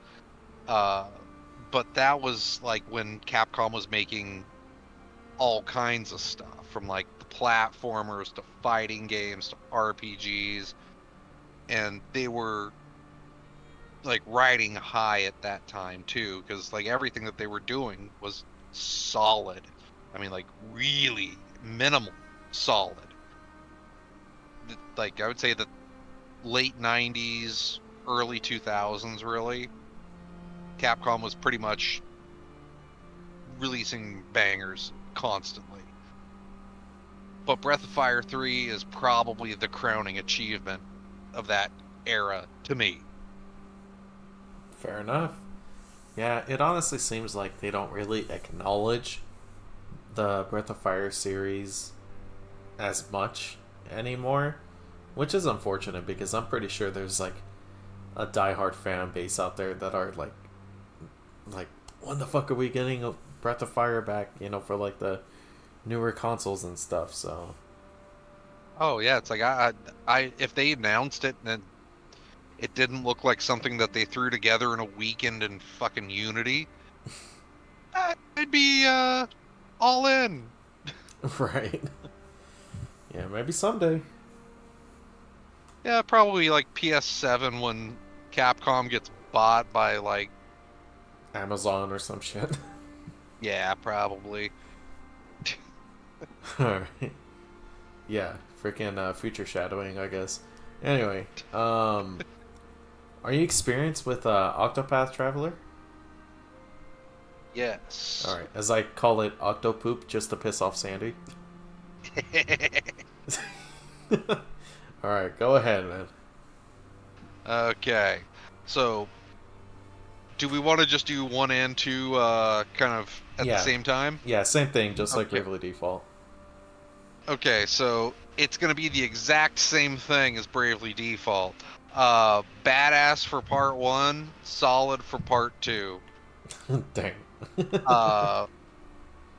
And badass for part 1, the biggest reason for that, because part 1 and part 2, they play almost exactly the same. So the gameplay doesn't necessarily have any real difference between the two. Most of the characters in part 1, I would say, are better characters, and I like the stories a little bit more. There are some kind of like okay character stories in that one. Like I like the character, but the merchant girl in the first one, don't necessarily connect with her. And let me see. Even though he's super, super useful, uh, what's his damn name? The Knight. I wouldn't know. He's a great character to have in your party, but his story is, to me, it comes off as kind of one note. But then again, you have 8 freaking characters and 8 freaking stories, all this. And then, what was it? The cleric girl. Not a huge fan of her story either. But, like, the dancer, the thief, even, like, the hunter character. There's these characters in there that are a lot of fun, and they kind of outweigh the good character, or what I consider the good characters in Octopath Traveler 2. That said, the settings are a little bit better in Octopath Traveler 2. I like the little bit more varied settings and slightly larger areas in Octopath Traveler 2. But the dungeons kind of suck compared to part 1. Mm-hmm. And you also get access to certain things a little bit faster in Octopath Traveler 2 than in Octopath Traveler 1. Like, when you can multi-class in part 2, it feels like it's later in the game, so it feels like something a little bit more special. But in part 2, if you find the shrine, or you find the person who can give you the exam, the quote-unquote exam, which basically means, hey, have you fulfilled these requirements to do this job? Cool, you can have a ticket to subclass the job. So subclassing comes a little bit faster in part 2 than it does in part 1. and it's slightly different. And I think part 1 makes the things that you get feel a little bit more special. And that kind of adds a little bit to the game, where it's like you feel a sense of achievement doing these things. And where in part 2, it feels a little bit more like checking certain boxes. Uh-huh. But again, that aside, it's like, again, gameplay wise, basically exactly the same. And I give part 1 points because the secret boss after you've beaten the game kicked my ass the first 2 times I fought him. And I was like level capped, had all the skills, had my party set up to do crazy damage from the get. And yeah, it's like that final little special fight that you can do just absolutely wrecked me, and it made me want to keep playing to get better to do that. Where part 2, I didn't necessarily care about like final boss type situations where it's like, oh yeah, after you've completed the stories, you can go back and do this to really truly finish the story. So I just didn't care as much. Like, it's not a bad game by any stretch, but doesn't necessarily live up to the first one, in my opinion. Okay. Yeah. So the main things, honestly, for Octopath Traveler as a whole, this is obviously like those selections that I picked specifically for Sandy. She absolutely enjoys the music, so much so that it's in her like car jams. Like, she has a playlist on a lot of the music in the games. And then also for the second one specifically, there is a cowboy character. I don't remember his name. Oh yeah, he's the merchant. Yeah, so she absolutely loves that character. Yeah, it's like, frankly, he's the complete inverse of the merchant from the first one, where I really love his story and his character compared to the merchant in the first one, where it's kind of like, she's a merchant girl and I can kind of get discounts on things. Uh-huh. Yeah. Yeah, so that's pretty good. Honestly, that seems solid enough there. Okay. Let's go with Grandia. Grandia, for me personally, it's one where when I first played it, if this was back then, I would probably put it in badass. However, I have since played it again. And had I not played it again, it would have been probably put up in badass. But that playing it again kind of removed the rose-tinted glasses from me. It didn't really hold up well. It really doesn't. It's an okay RPG, and frankly, the saving grace of the game is its characters. The characters are actually really nice. The story is good,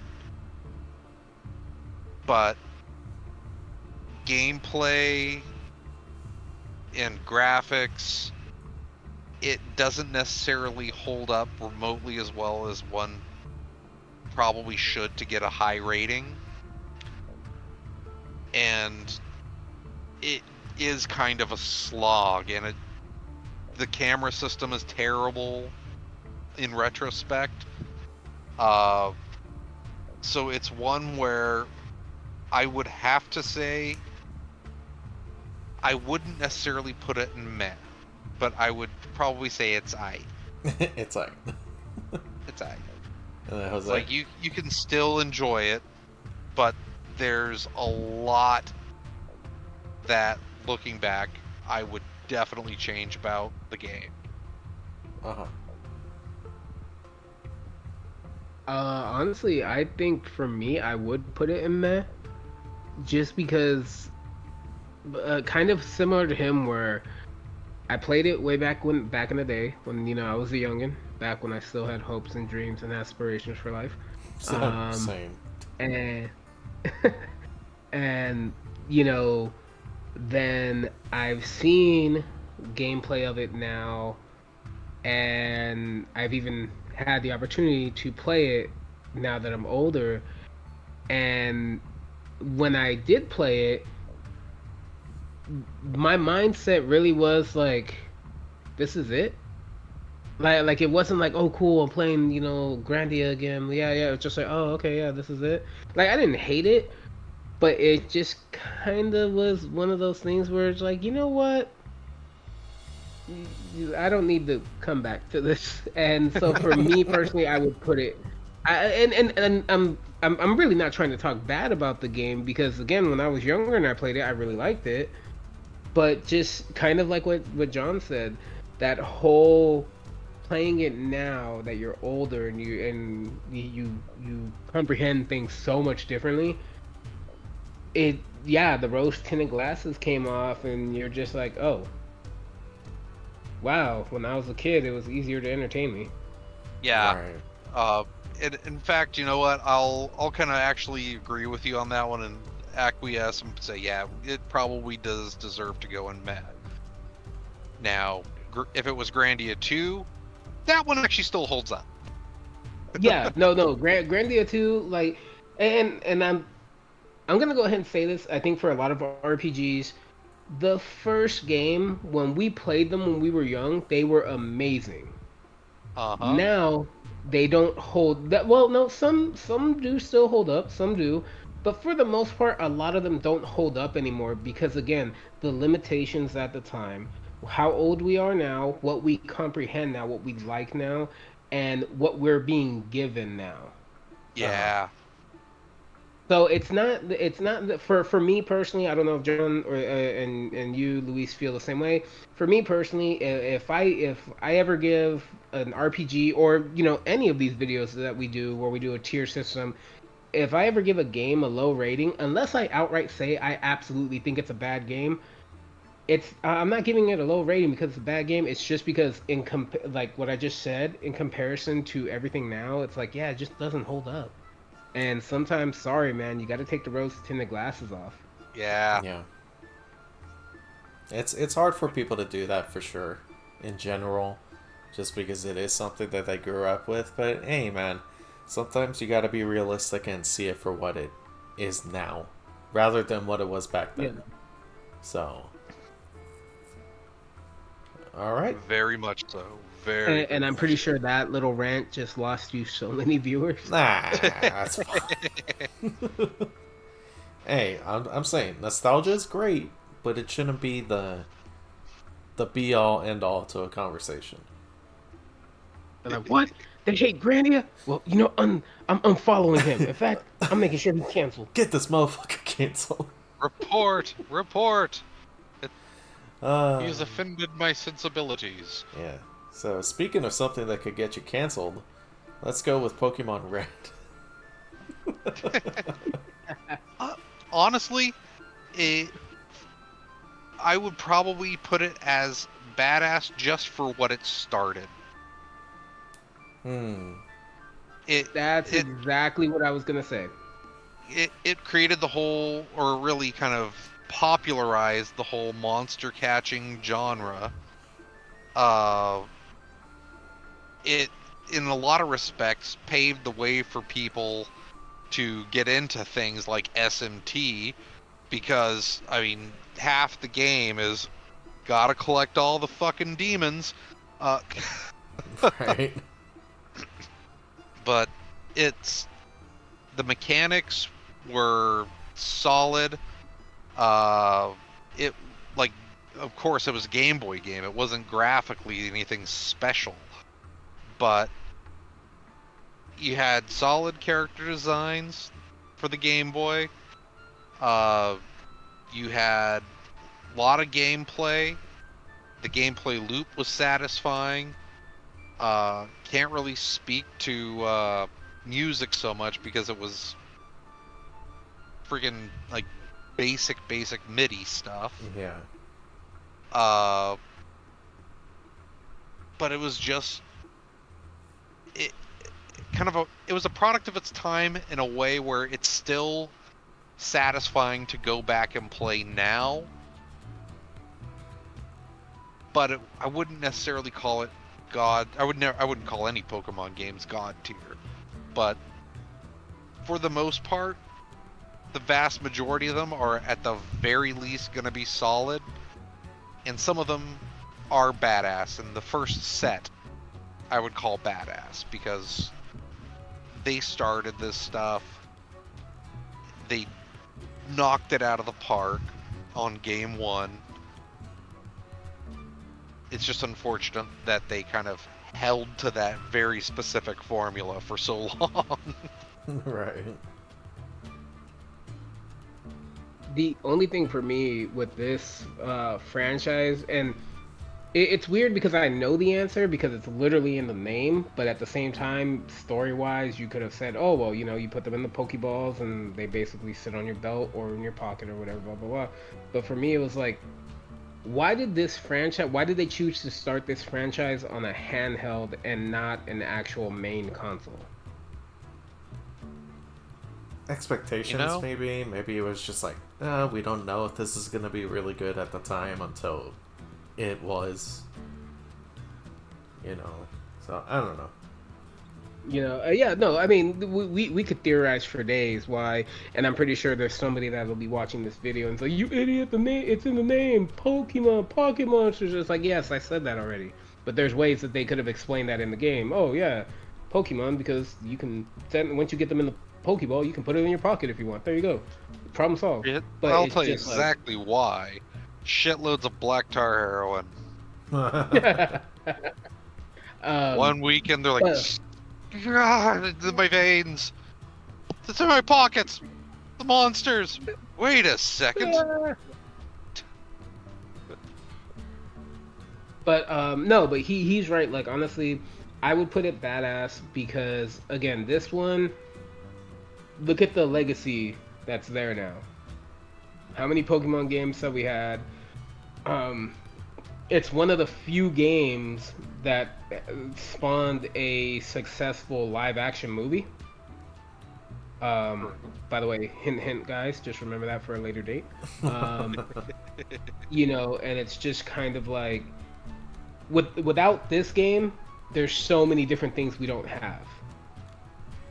Like, I remember being a kid, and I remember going to school, and everybody was talking about this one game, whether they were playing it or whether they were with friends that had it or whatever. It was weird. It was almost kind of like, you know how everybody says like, oh, now it's cool to be a nerd and a geek or whatever, and I have a whole thing about that, but it's like, this was kind of like one of those first games where like you could look in a room and be like, holy crap, everybody in here is secretly a gamer. Right. Or at least having their gamer cherry popped. Yeah, exactly. Or that, and it's just like, oh, wow, okay, cool. This was like one of the first games where, and I definitely could be wrong in this, but this was like one of the first games where, like, again, being a kid, I remember going to the store with my mom and actively seeing parents, like, looking for the game for their kid, and not just like, oh yeah, go ahead honey, pick a game, whatever, blah blah. No, they'd be in there like, okay, no, I gotta find my kid this damn Pokemon Red game that they keep bugging me about it. And it really did affect a lot of things, like not just in the gaming industry but outside of the gaming industry. Uh-huh. Yeah, it was a full-on phenomenon. Yep, you could probably... I mean, for crying out loud, card game. Yep, that too. Yeah. That definitely helped. Yeah, and also too, this was I don't know. Sorry to cut you off, Luis. I don't know if there was any game before that did this, but I remember this was one of the first games where it's like, oh yeah, Pokemon Red and Pokemon Blue. Oh, guess what, guys? There's only certain Pokemon you can get in Red that you can't get in Blue, and vice versa. And you want to complete your Pokédex, so you have to get both games. Yeah. And you have to, and then you have to get the transfer cable to transfer them. And what was it? Hunter, the only way to get him to change in the Gengar, you had to transfer it to a friend, and then hopefully that friend wouldn't be a dick and not transfer it back to you. Oh, it was Jeez. also what was it? Graveler and Golem. Oh yeah, exactly. Where like like this game, I mean, a lot of people. I know there's a lot of people that remember, but for those that don't, this game implemented a lot of new things at the time. Like I just said, like yeah, Red has all these characters. Blue has all these. The only way you can complete your Pokédex, you have to get the cable and share, and there you go. And it's like, hey, you could say it's a money grab, but that really did impact the gaming industry. Uh huh. Granted, not a lot of things have really capitalized on that like they could have, but it is cool to see that hey, they were really thinking out of the box. And yeah, games are what they are now. For some people have feel certain ways about them. Like I told you guys in the beginning, I stopped at red, blue, and yellow. Uh huh. I tapped out at yellow. I was like, I'm done. Yeah, it's like understandable though, because it really does follow the exact same formula, kind of just going forward with like, oh, here's new critters in here. So now instead of 151, you have like, what was it, like 256 or 350 something or something like that. Uh huh. Yeah, like, and then and then it was cool when they started implementing like, oh, guess what? Real world time. To catch certain Pokemon, it has to be nighttime. Oh, not just nighttime in the game, nighttime in real world. It's like, what the hell? You mean this And thing is the watching me? Yeah. fun Freaky. part about that is the how Pokemon is essentially Shin Megami Tensei, but For more kids. palatable for like the Western audience effectively. The with the wild success of Pokemon made the devs of like the Shin Megami Tensei franchise go, we need to make this a little bit more palatable, and then they made their own pretty much the same thing, Demi Kids like Light and Dark on the Game Boy Advance. So then you had the monster collection aspect of it, but they presented it in a more kind of like, oh, these are kids on an adventure kind of way, even though it was still like a serious story, but they did not present it that way. Yeah. Yeah. Not to mention it. I mean, it pretty much reached out to the kids too. Like, kids loved this game when it came out. Even Oh still. yeah, I think also because it came out right off the heels of the Tamagotchi craze. Yeah. Yeah. Pretty much. R.I.P. all those Tamagotchis that never got fed after the first week. Right. Yeah, no kidding. And the Jeez. Digimon. Yeah. Yeah. You could literally ask anyone that you see, like, if they know about Pokemon. Pretty high chance that they do have at least heard It's of it. like at the very least, they might have the same type of level of popularity as Jesus. Yeah. And this stream got canceled. No, I honestly, do what I can. it's up to the levels of Mario, even, to be honest. Yeah, it really is. So, uh, let's go back to Final Fantasy and talk about 10. 10's an interesting one. Oh, thank Because God! I'm glad he's going this route. it's the first time I played it. Because the first time I played it, I did not complete it. And I would have called it meh. Wait, hold on, real quick, just to make sure I'm not thinking of a different one. This is with the three main. Oh, okay, okay. Sorry, I just had to make sure. Just the meme. uh, yeah, it's like I made it almost just a little bit further than that point, and I stopped playing. I just couldn't stomach the game anymore. Uh, Because like even though Final Fantasy had made the jump to like higher resolution and all that, at the time I really just was not engaging with the characters. I hate the original Sphere Grid, and at the time I really hated the original Sphere Grid. That said, I did go back later and play it again, and I enjoyed it quite a bit more. Like it, the first time I played it was like release year, wasn't a huge fan. Then about 2 years later, after my friends kept talking it up, I was like, fine, I'll play it again, fuck. And then I enjoyed it, but I still didn't enjoy the Sphere Grid.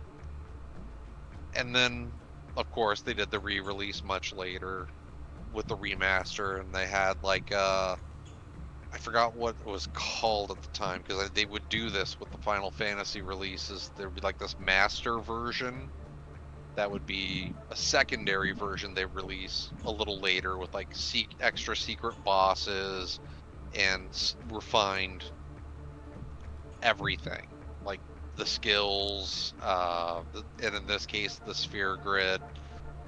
All these little things would be tweaked so that they had a good quality of life improvement from all the feedback that they would receive. They did the same thing with Final Fantasy XII. And that was kind of the definitive version for me, that kind of re-released version. Because the Sphere Grid was more manageable. It made more sense to me.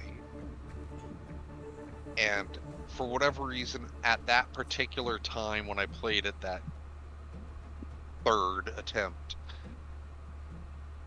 it connected a little bit better. So where would you... I started to actually like the characters. Uh-huh. It's like, oh, okay, so there are good characters outside of Riku and Lulu. Huh. And we all know why Riku and Lulu are the best, because they are also just they're hot. They're hot. They're hot. That said, it's the second Final Fantasy game, and one of, I think, 3 total that I would put in badass. Okay. And then Jose? So again, like I said, outside of Final Fantasy VII, I didn't really play a lot of Final Fantasy. It's never really been like my thing. However, even while saying that, I just remember this game being everywhere. I remember being everywhere. I remember people talking about it left and right. I remember the unhealthy obsession people had with Riku and Lulu. But I also remember that this game had probably one of the most badass Final Fantasy characters to ever exist. And yes, I know everybody's already getting on them keyboards like, no, this person is from this game. But, so there was a joke I heard a long ass time ago where it's like, the way you can tell how badass a Final Fantasy character is during their standing animation, how much they move. Kate Sif, he sucks because he's bouncing left and right. Sid, he's pretty cool because he's just kind of moving, left and right a little bit. But Auron is standing perfectly still and is complete badass. And I just remember that character, like that. That's always been the character that stood up. Huh? It's like, oh yes. Yeah, and again, even though I never played it, obviously as time went on, I found out about the story and this and the other. I will say, like, the story, even from my perspective, was kind of interesting because they really it felt like this was Square Enix kind of like, hey, we're not gonna give you the same old hero saves his love interest type situation with, like, we're gonna put some twists in here, this and the other. There's some characters that you're really gonna like, that we got some surprises that you're gonna find out about, and so forth and so forth. And like, again, I never played the game, so I don't know the full extent of everything, but from everything that I've ever seen, it looked pretty good and pretty cool. And again, like I said, just being a third party, viewer, like, yeah, I just remember this game being everywhere. And so that alone, I do have to put badass, just from the perspective that I can give. And frankly, it's like it was a real step forward in kind of the cinematic nature of RPGs too, because they Square from Final Fantasy VII on, whenever they released a new RPG, especially in the mainline series, it was always like, oh, how are the cinematics going to look? Because they kind of like raised the bar in that regard. Uh, and 10 was no different. The cinematics in that were really good, especially for that time. Uh-huh. All right. Yeah, so with that one, let's get to... Which one out of these were the ones that you picked?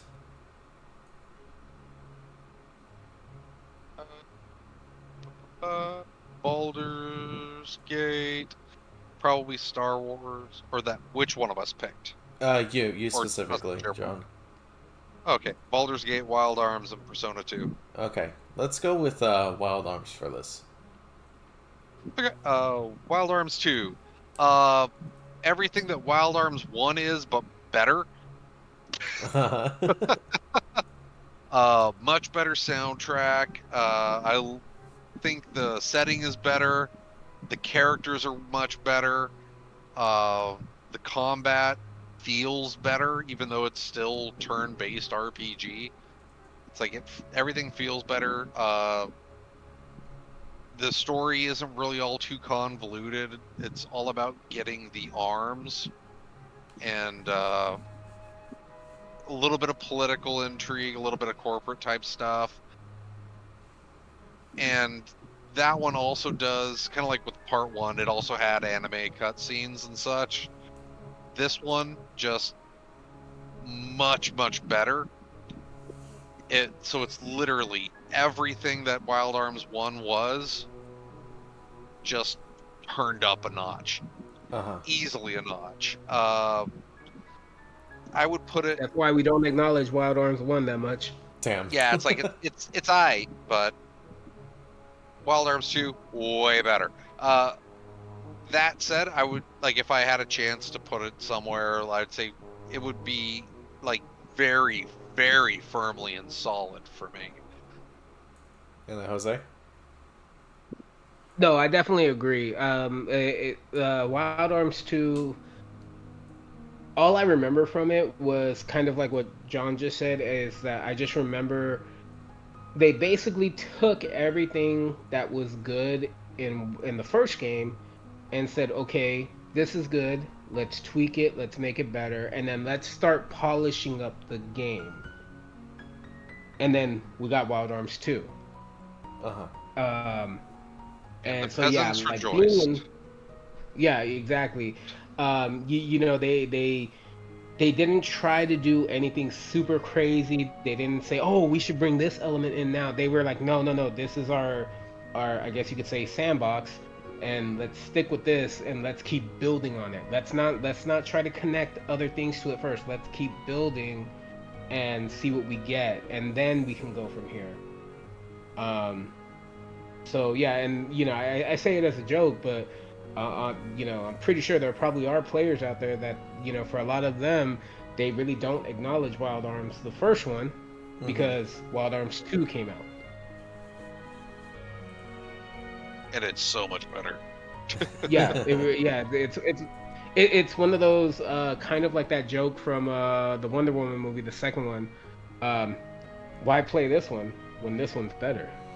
Right. You know, why be you when you can be better? Why play the first one when the second one's better? So would you put this one at solid 2? Oh yeah, no, 100% solid.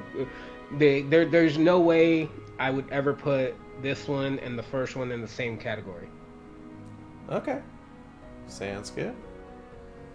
Alright, so yeah, this one was added specifically because I know people will want to get our opinions on it, so Undertale. Delete. On principle, I'm saying delete. Delete. But in all honesty, it's like the gameplay isn't bad. It has that interesting twist where you could do like a full pacifist or a full genocide run. Yeah. So it does have some interesting stuff, and then of course the variation in how you combat things or try to block specific things. It's like it does do a lot of really interesting stuff, and honestly, the Toby Fox did fucking phenomenal with the music. Yeah. I would Yeah. agree Oh with that. yeah. The music is good. I mean, I would say outright just the fact that this game, the loyalty of the fan base, my God, it's insane. you know, like I know we always like try to factor in a lot of things when we do these lists, but and you know I'm usually one of the ones that like always factors that in. But yeah, like seriously, this is like a you know the joke, the old line goes, you know, ride or die. This fan base is ride or die for this game. It's a cult. You know, and it's weird too because the game, you know, it just looks so simplistic, but I've seen so many lore videos on it about like all the different meanings of this, that, and the other, and you know, is your character really good? Is your character really evil? Like what's really going on? So yeah, this Undertale, like it's one of those ones that like it for me it's high up. Well, not too high up. It's definitely past meh, but I don't know where. Yeah, if anything, like with the whole theory stuff, it very much has like the Five Nights at Freddy's feel to where Yeah, people no, yeah, thank you. Exactly. overly theorize about like the storyline and stuff like that. So, hey, you got diehard lore nuts on this. Yeah, that's very true. So Lore makes me very happy. Yeah. Honestly, I kind of think for me, I'd probably have to say solid. Yeah. Yeah, that makes sense. Because this could have been something like, I mean, if you look at the game as a whole, it could have been something that came out and just fell flat or fell into complete obscurity to like a corner of the internet where only, you know, a handful of people play. Right. But no, this thing, I mean, hell, even in AEW, Kenny Omega came out to a cosplay of one of the characters. That's right. I do remember seeing that clip. So it's like it's out there. Yeah, no. So for me, yeah, I'd say solid. You know, I think I played it like a little bit, like just because I was like, oh, you know, I want to see what this is all about. Played it for a little bit. I was like, okay, that's interesting, unique. But like this is actually one of those games that I really would like to sit down and properly play. Right. It does have a lot of replay value because you see people trying to do like the good ending, the bad ending, you know, like the pacifist run and things like that. Yeah. Basically what they did with like some of the original Resident Evil games. Like, do we do a knife run, a visible run, blah blah blah. So, alright. Persona 2. This one will get me some shit. Oh shit. Because Persona 2 is 2 games. And I'm going to lump them kind of together. Mm-hmm. And these are wild games. I mean, like, legit wild fucking games when it comes to the story beats and what happens at them. Like, I mean, for crying out loud, one of them has to do entirely with rumors and rumors coming to life. And I mean, then there's you fight Hitler. What the fuck? It's just crazy making, but it does have a really devoted fan base, and frankly, this is the heresy. I like it better than Persona 3. Ooh. And Persona 3 is very well loved. But but I think that it's like the characters, even though it's like, yeah, there's no such thing as social links in Persona 1 and 2. So it's like you have to get by just on the strength of the characters in the writing as you get them and progress with them through the story. mm-hmm. Not by having to be like, oh, to check a box, I have to necessarily interact with this character on this time so I can see this scene. It's like, no, it's like part of the goddamn story. You're going to get that information. And I think the characters are a little bit more interesting. And one of the nice parts about that is the characters in Persona, and most of the Persona games, except for Part 1, really, are dealing with, like, their personal problems are very down-to-earth type of personal problems.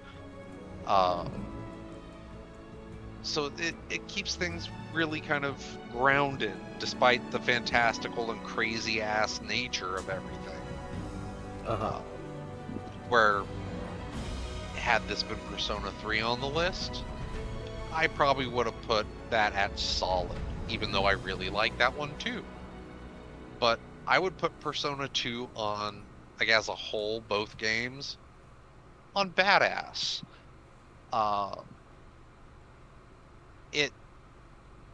It does hold a nostalgic place in my heart, but I've played the game, both of them, multiple times, and I still get a lot out of them. Okay. It's a lot of fun. It's a lot of fun. Good times. Good fucking times. And then, Jose, would you agree with that?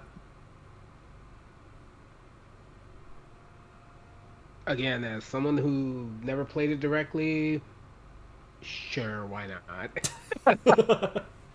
All right, badass it is. I'm just being honest. You know, like the way I view it is, if I didn't play it directly, I can only say so much.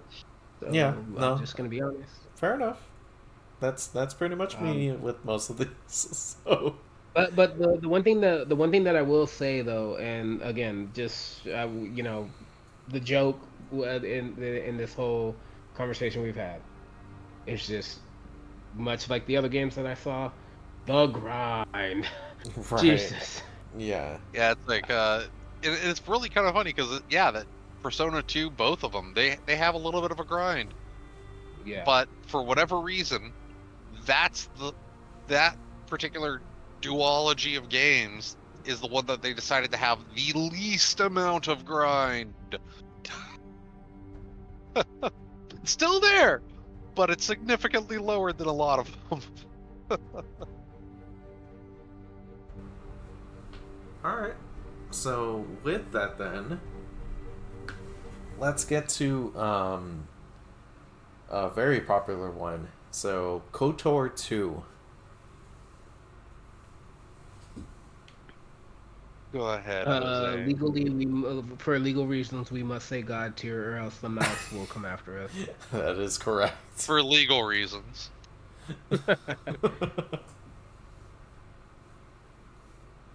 All right. That's So honestly, I'm just gonna say. So I'm not gonna sit here and say. Well, I said that as a joke. I don't know if I'm gonna actually say God tier. Especially after hearing what John has to say, because I'm pretty sure he can touch on some stuff. Um, for me, Knights of the Old Republic. So I never really got to play the first one. I'm not gonna lie. I think at the time when the first one came out, I kind of got intimidated to play it because I just kept hearing about every single thing you had to do. And at that time in my life, I was like, I don't want to do all that. I just want to run around and cut people with a lightsaber, you know? So like I never really played the first one. The second one I did end up playing a bit. It's so funny. I will never forget this. I played it. I was staying at a friend's place. I went to visit, and homie had went to work. No, he went to the store, not work. Came back, saw me still playing it, was doing his thing. An hour show goes by, comes back out, and he looks and he sees where I'm at, and he's like, "Are you still in the first world?" I was like, "Yeah." And he's like, "Dude, it's been 2 hours. You should only be there for like 15 minutes." I was like, "I talk to everybody in open world games. I can't help it." Um, and he was like, "Oh my God, you might not want to play this game then." It's like I can't help it. But no, like I always thought it was great. Like I said, I'm not gonna say I'm a super huge like hardcore Star Wars fan. I like me some Star Wars, Hmm. but the fact of what this started delving into and like going into the past and showing this and the other, and really giving us more lore on the things that we liked about Star Wars, that's what was pulling me into it. Okay. Um, the mechanics they were uh I'd say they weren't bad. I think from time to time, camera angles kind of became an issue, but that's like with a lot of games. Yeah. Um, and uh, John, was it this game or was it the first one or was it both of them? Where sometimes during battle, the game would just significantly slow down because of everything that was going on. yeah. Well, also kind of depended on who and what you were, as far as Jedi, Sith, or what types of skills you were using at that particular time, or if you were fighting a Jedi or Sith. Because for whatever reason, most skills work just fine, but yeah, Jedi and Sith skills tended to have the most taxing CPU usage, console or otherwise. Because the one thing I always remember, the minute Force Lightning came out, everything just slowed down. Yeah. And it was really interesting because one of the only things that I could have ever said bad about this one and the first one, because both of them do the exact same thing, is they both look like action RPGs. Yeah. They are really, in fact, turn-based RPGs. Just, it's all under the hood. Uh-huh. So it's like you play it and you're like, why am I not fucking attacking? And then it's like, oh, wait, now I get it. But, so that irked me when I first played it. Like, especially the first one. The second one, I was kind of like, okay, I kind of should have expected this. That's on me. Uh-huh. So, But, like, KOTOR 2 specifically, uh, it does deserve the god tier status. Like the game itself, it does have a lot of glitches, and you could tell that there's a lot of stuff that was left on the cutting room floor. But despite all that, and knowing that and seeing it when you play the game, it is, especially in regards to like Star Wars games and like RPGs made by a Western developer at that time, it was supremely engaging. It's like you didn't have to be a Star Wars fan to really like it. Uh-huh. And then, where would you put it, Jose?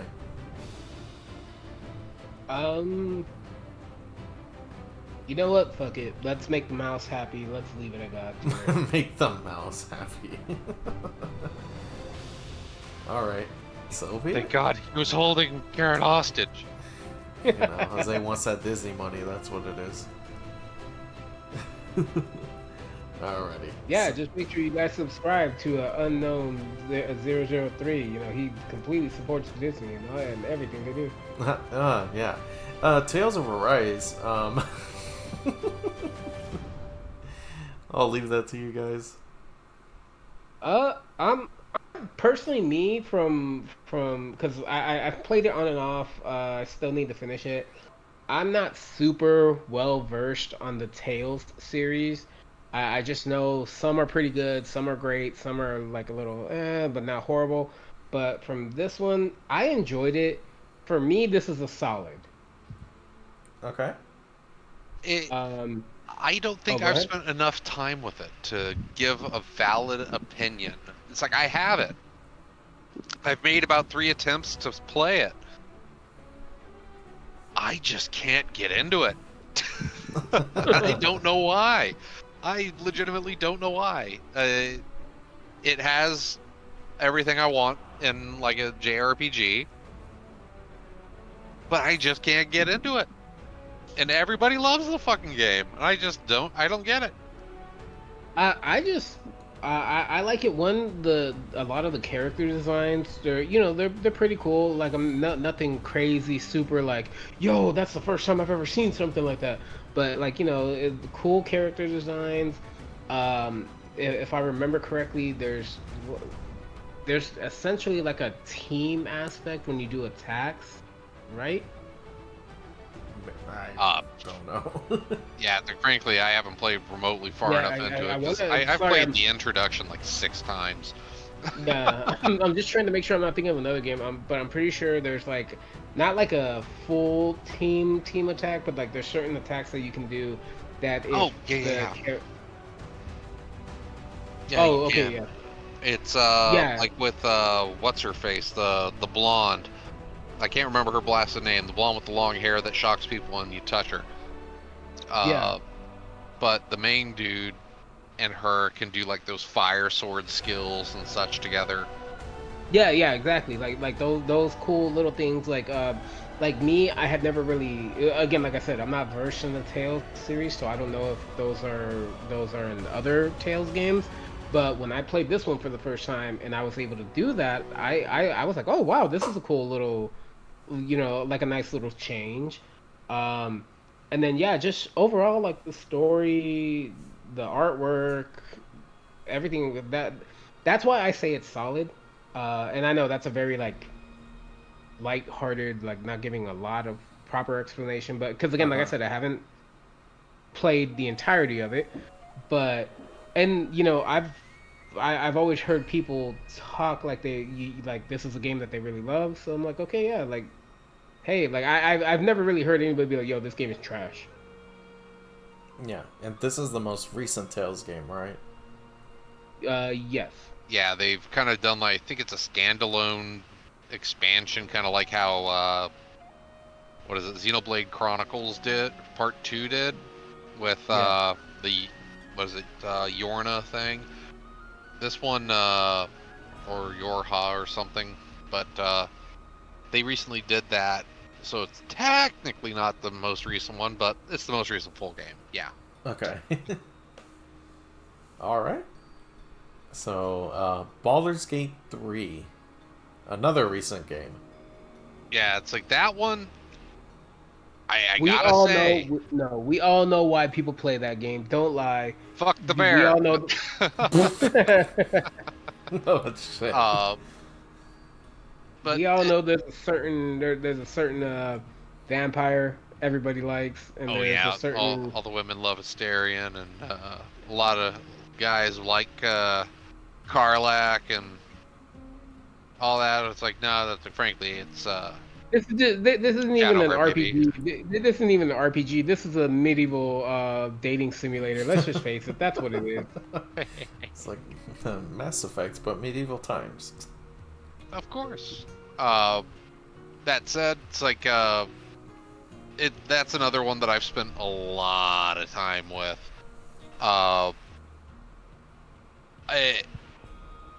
It might be that it's super new, so it could be recency bias, but frankly,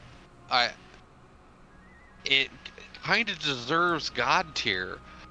The amount of stuff that you can do in it that actually has real effects on the world, the setting, the characters, the gameplay, the story, the characters, their interactions, just kind of the like little flavor conversations, all of it, and kind of how you decide to play through the game. It's all kind of like at the top of the game currently. Mm-hmm. It is probably one of the best games that has been released in a while. So it's like I can't, in good conscience, put it anywhere other than God tier, because I would put like Divinity Original Sin 2, the one that they made previous to this, at badass, and that and Baldur's Gate is leaps and bounds better than that. So. And then Jose? So this is a game that I have not played. There's actually a reason why I haven't played it. I 100% believe I am too far behind to ever attempt to play this. There's just so much to do in it, and there's so much lore.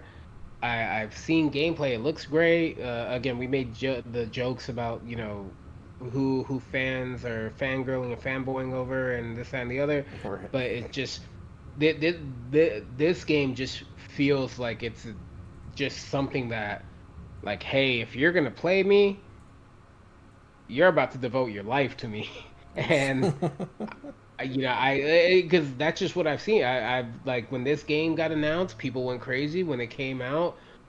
I mean, people were playing it for days on end. Like, you always hear those stories about, like, people requesting work off, so many days off so they could play a game. I knew people that actually did that. I knew people that when this game came out, they legitimately requested like 3-4 days off of work so they could sit there and just play this. That's wild. So Yeah. that so for me, like, and I'm not saying I won't play it because it's bad or anything. It's just I just feel like I'm so far out of the loop on this that, like, I wouldn't even know where to start. Uh-huh. Yeah, and fun fact for everybody listening in at home. Anybody that's old enough to remember Baldur's Gate 2, there are some returning characters. See, like, yeah, see, like, now And you they just said that, now I'm are definitely. very hard to get because you got to be on your A game. John's just Well, trying to lure him in. well, nope. Well, no, I don't know anything about that, so sorry. Now I'll never play the game. All Well, it's right. like both of them are very optional, and again, very difficult to get. If you are not 100% on your A game for at least the first one of them, you will get that character fucking killed. All right, so Baldur's Gate 3 and God tier.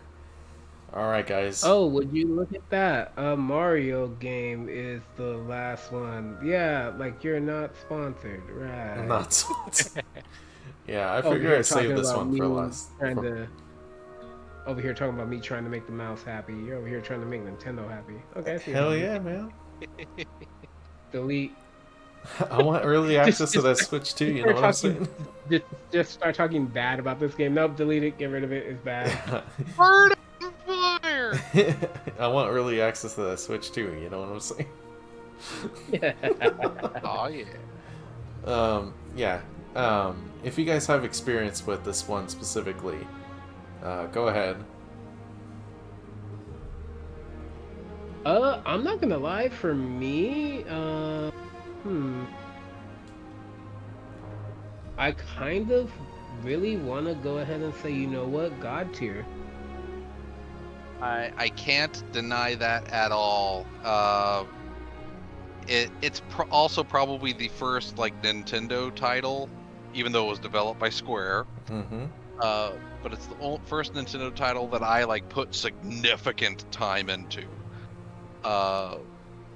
Because it really gave character to the Mushroom Kingdom that wasn't just kind of like, oh, it's kind of whimsical or spooky castle with ghost things that are kind of cute. So it's like it gave character to Bowser, it gave actual character to Peach. Mario was of course your stand-in. Then you had the two original characters, which I remember as Mallow and Gino. yes, thank you, Mallow and Gino, and they functioned as working parts of that world. It's like you had the battle system, which was solid on its own, but then you had the addition of kind of like adding timing tax to it, and it felt like an adventure. Yeah. Yeah. And there weren't a lot of games at that time that necessarily really felt like an adventure. Yeah. No, I. And Go ahead. Go ahead.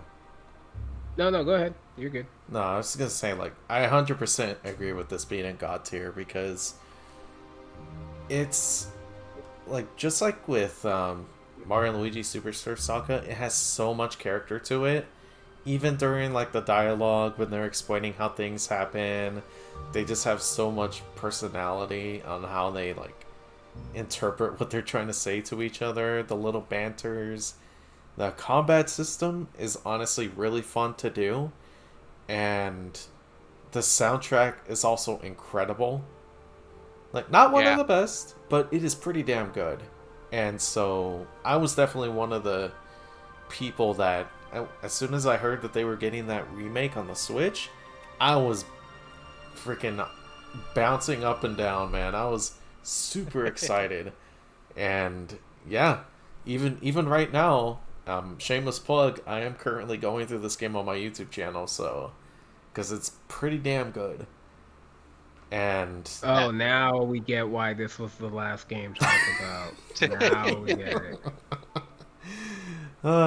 yeah, shameless plug aside, I do want to actually find out how to get to that secret boss that's supposedly a Final Fantasy character. So I do not remember how to do that. yeah, I'm gonna have to look it up so that way I can actually do that. But yeah, that aside, it is an incredible game, and honestly, it has so much character and charm to it. I cannot see it going anywhere other than God tier. It's one of those where it's like it's really just a special game. Yeah. Yeah, they tried something new and it actually worked. Yep. You With know, it worked. It was, although it was kind of funny how like as much as it worked, I'm surprised we didn't get, you know, like most companies would have done. Oh, okay, Super Mario RPG 2, Super Mario RPG 3. Like mm, they kind of gave us this one, and then they went back to their formula, and then years down the road we started getting like Paper Mario and Thousand Year Door and things like that have like RPG-esque elements, but like they never went back to this formula. And now we got the remake coming out, so the remake looks great. yes. So it's just that was always interesting to me, is like they took a shot, it worked, but they didn't like try to milk it. They were like, okay guys, we gave you that one, now we're gonna go back to what you guys know and what you like, and We're gonna start messing around with other little things and see what you think. Yeah, in a way, I can kind of appreciate that because, yeah, it really just make it. It really makes it feel like lightning in a bottle, to where it's like you're not gonna get any better than this. I don't Yeah, think. it makes it feel more special. You know Yes. that they didn't try to just milk it like, oh, it's a cash cow, let's go. No, it's like, hey, we really put our time and effort into this. We gave you something great. Cool. There you go. Enjoy it, and we're off. Yeah. Yay! All right, and with that, that'll pretty much bookend our tier list here for this one. So, honestly, as little as I really have, like, as really little experience as I really do have in this specific genre of video games, it's still interesting to hear about, like, all of the stuff and then what, like, the premise of the games are. So, it's not like I was bored out of my mind or nothing crazy. It's just funny how this was probably our most peaceful video we've done. For now. Yeah, it's Yeah. like Oh give it no, time. no, Give it time. no. Everything else is gonna be a dumpster fire, Oh yeah. bloodbath from here on out. Yeah, especially once we get more of the squad in here too. And I mean, shoot, Yeah. on the Nickelodeon and Cartoon Network stuff and the fighting game stuff is still living rent free in my head. So yeah, never Oh, forget. just wait. Just wait. I got an idea for one that, especially with a certain game coming out next week. Yeah, I got an idea for a list, and some games you hold near and dear aren't gonna compare to Oh boy. All right. Well, it. yeah. For you guys out there, thank you very much for being a part of this stream. This was, yeah, like as we said already, pretty peaceful for the most part. And I will keep you guys updated on what we decide to do next time when we do another stream like this. But until then, this is going to be it. You guys have a good night, and we will chat with y'all later. Peace. I love you.